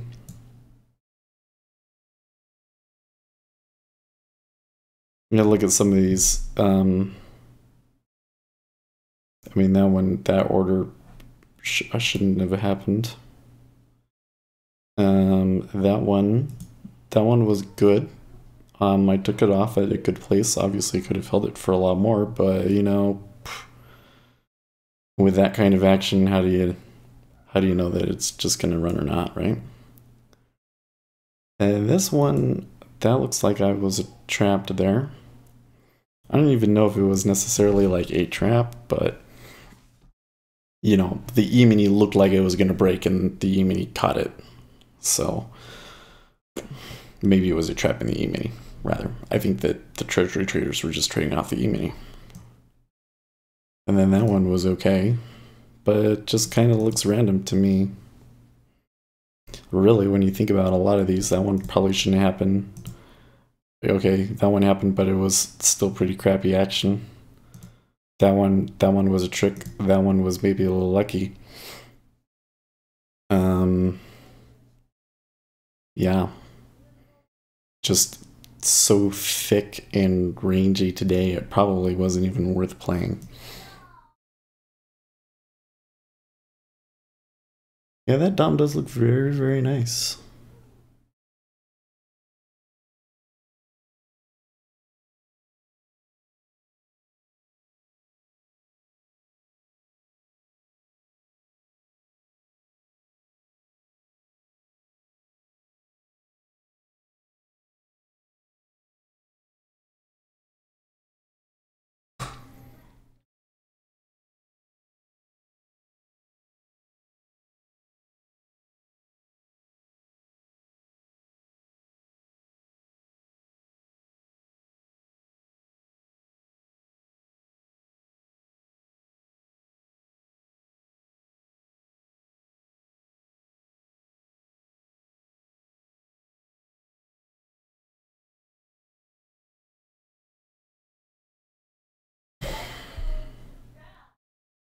Well, it's been sitting here for so long.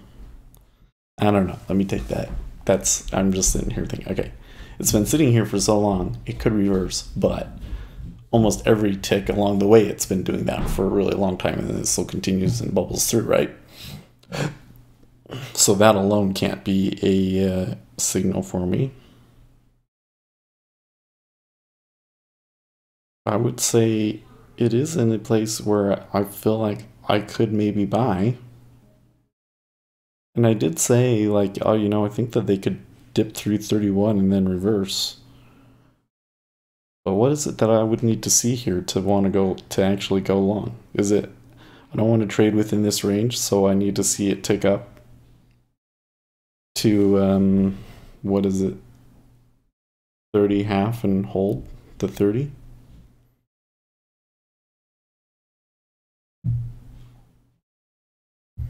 That at the very least, so I could buy 30. Okay, well, there it is.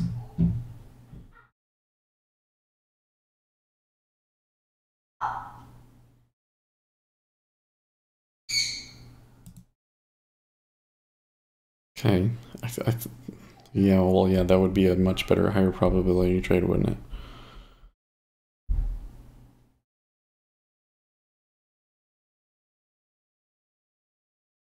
Okay, when then on this one, if they start pulling here, I can't chase that one. For sure. Well, I mean, not for sure, but I mean, it's a crappy spot, right? This is an okay spot, but beyond this, I'm not so sure.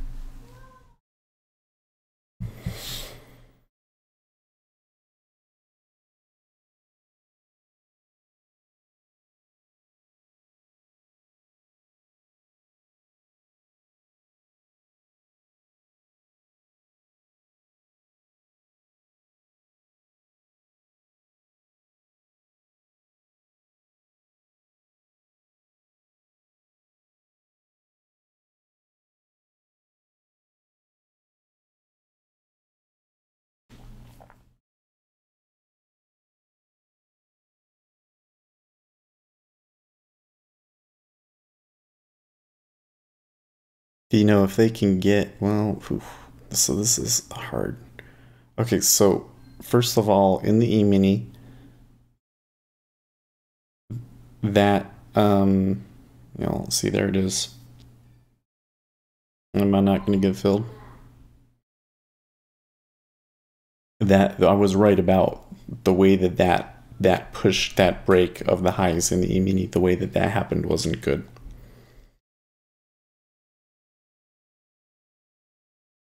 It was way too just like they were just pushing and pushing and it looked good, and then when they came back they didn't hold it where they were supposed to. And now you can see it's come back completely, and now it's below 27.25. And then on the split side in the treasuries, maybe they will fill us. But what I see is a target down there at 143.29 in ZB, and even some targets in the 10-year. And then they didn't get filled.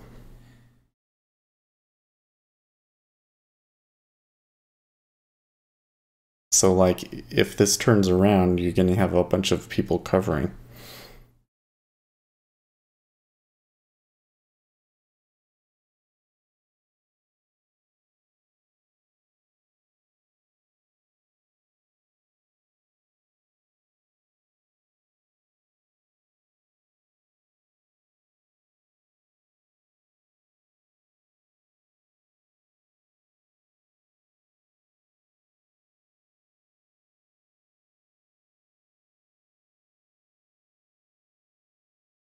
Well, I would say that the way that the tape is acting here at 30.5 is pretty good.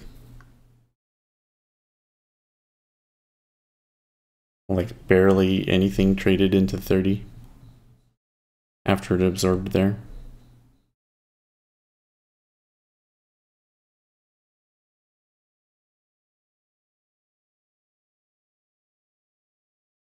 Wow.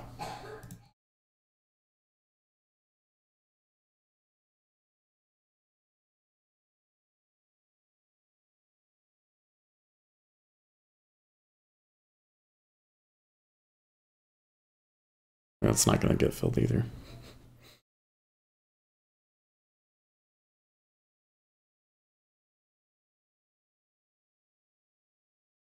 Oh, hey. All right.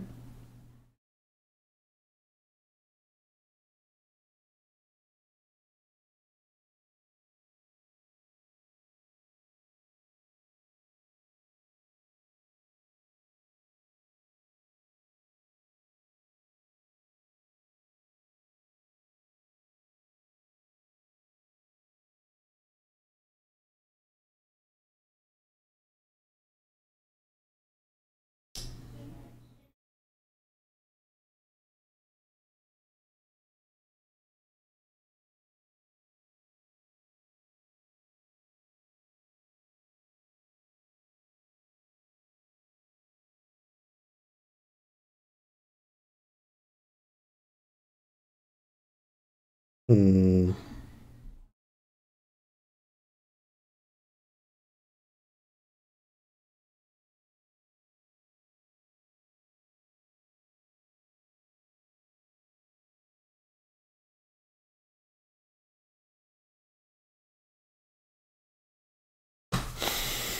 Why is the 5-year not trading 16?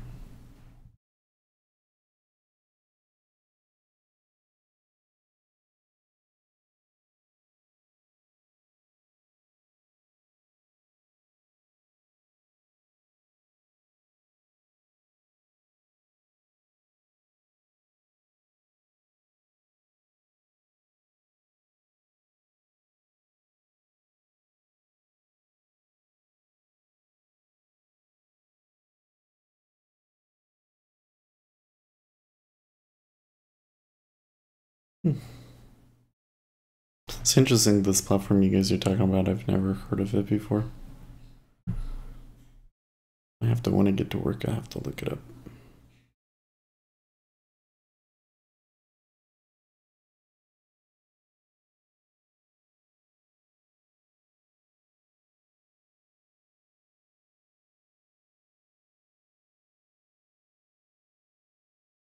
Yep. Oh, like we're gonna have to cancel that because if it ticks back down, I don't want that for sure. Unfortunate because if I had clicked just a half a second earlier, I would have been filled at 30.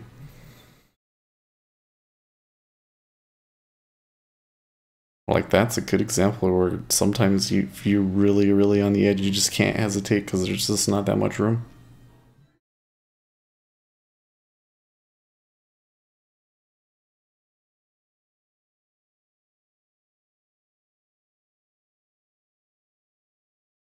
Yeah, well, I think some shorts are going to be covering here. You see that build up at 31?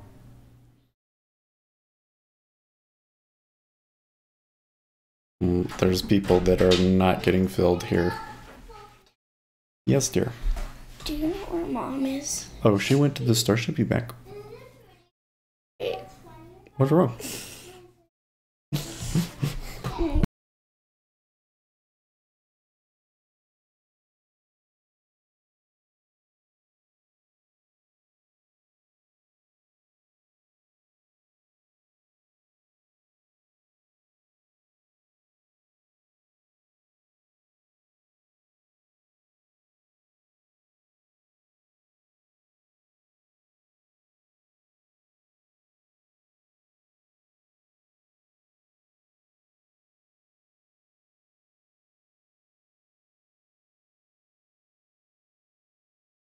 That child is accident prone. Okay.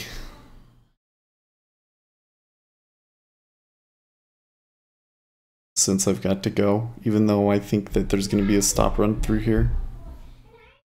Actually.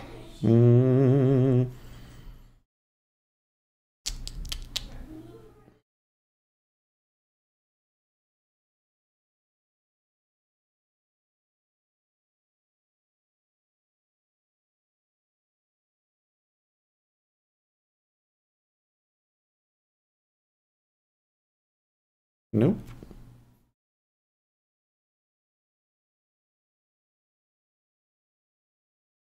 Ooh, good strong tick up there.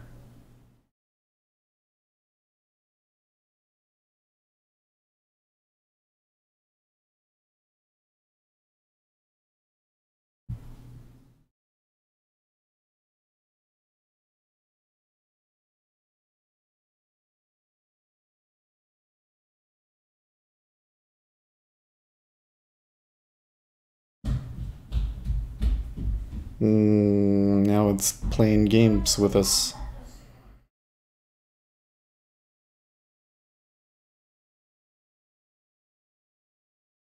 When it starts doing this thing, I find it so annoying.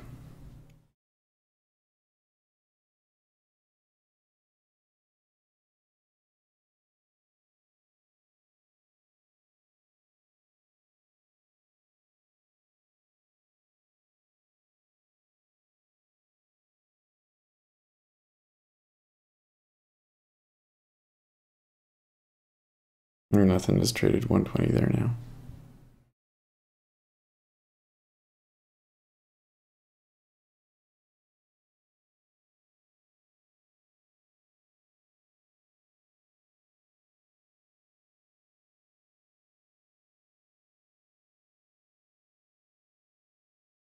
What's this right here, the 5-year?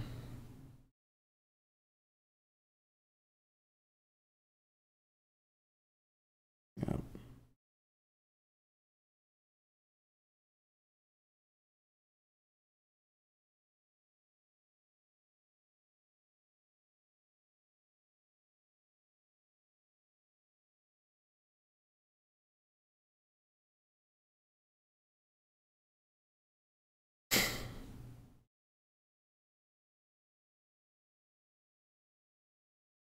If I had more time, I think I would be more patient on this one, but as it stands right now, yeah, I take that off.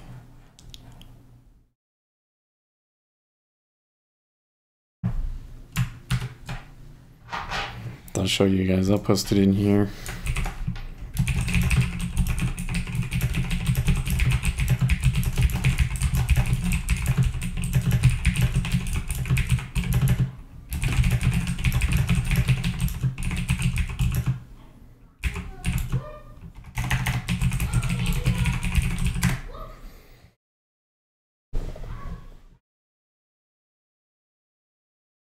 So yeah.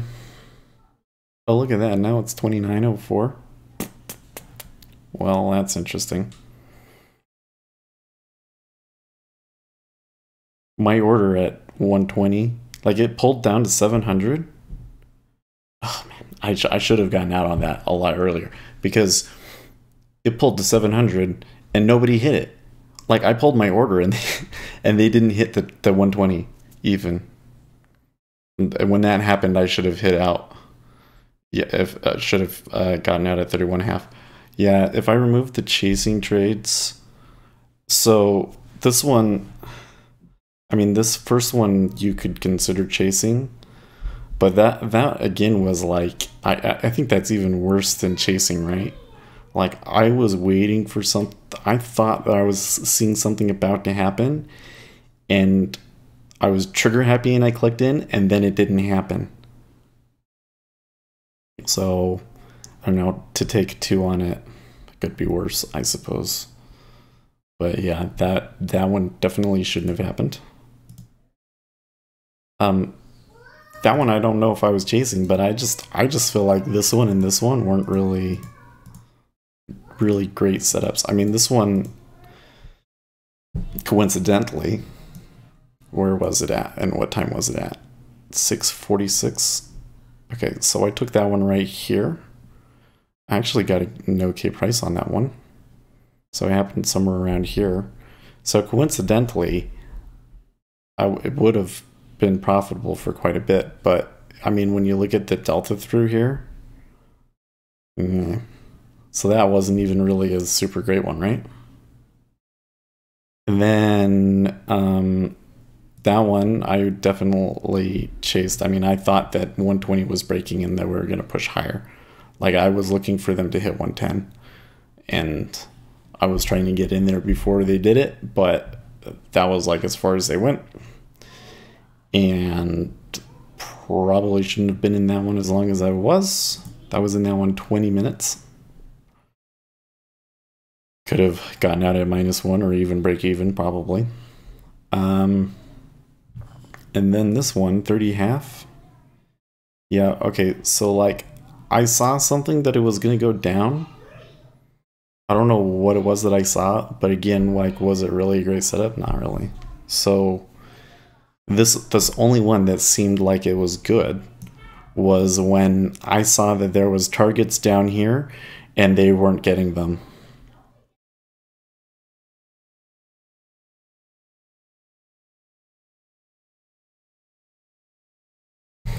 But that leads credence to this idea that well, what I need to see is I need to see another breakout where we trade this correctly. Not just like that we trade it correctly, but like we get it before she goes. That's the one that I'm really concerned about. This one I think is clear enough that I could, catch that again and be more patient and wait for that kind of a trade. There's a target. It's slow. They're not getting it. But you're right. This is mostly random, dude. That's why I keep warning you, like, I would be careful about saying you're going to trade with me or against me. Like, certainly where the stops are matter, because I mean, it's going to be 2 ticks away. They're always going to match up with something significant.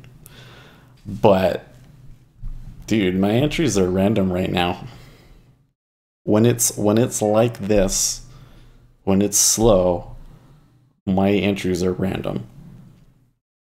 And I think that what happens is when you add in the FOMO traits, then I'm negative. So, and I'm not sure, like this one, let's just say, like, should I have faded that one? I don't feel like if I had faded that it would have necessarily been a super great trade. I mean, I could have taken 2 ticks out of it, and then I don't even know if that one's worth it.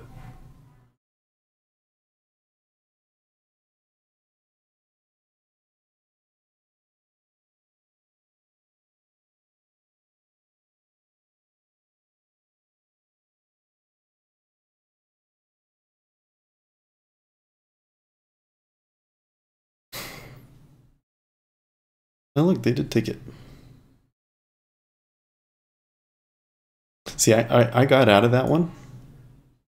So here's something else. Oh, here. Well, I pulled my one because he chased it higher. Yeah. Okay. Yeah, I think that one was fair.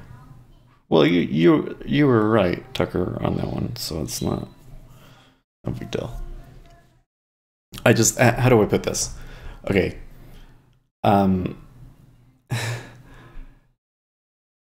We need to relax a little bit, okay? Like, yeah, for sure, I'm not doing very well, and I have to sit back and rethink a lot of things and change a lot of things.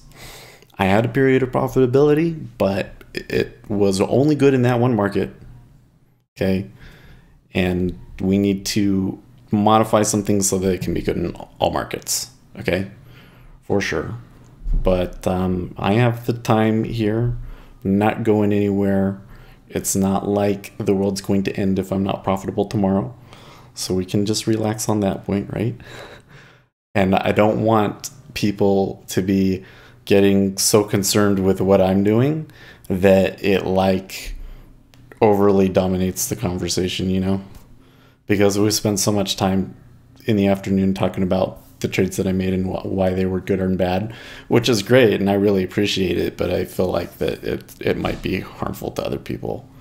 So we need to, I think, relax just a little bit. And I think I'm looking at today, and it's kind of random, made some mistakes, so we could work on that. This is a good moment to just sit back and say, okay, things aren't quite so bad, right? So yeah, I don't know. That's really all I have to say about it. But don't get too concerned for me, guys. I'll be okay. And yeah, so the other thing I wanted to say though was this is the one where I would say before December, like before my good period,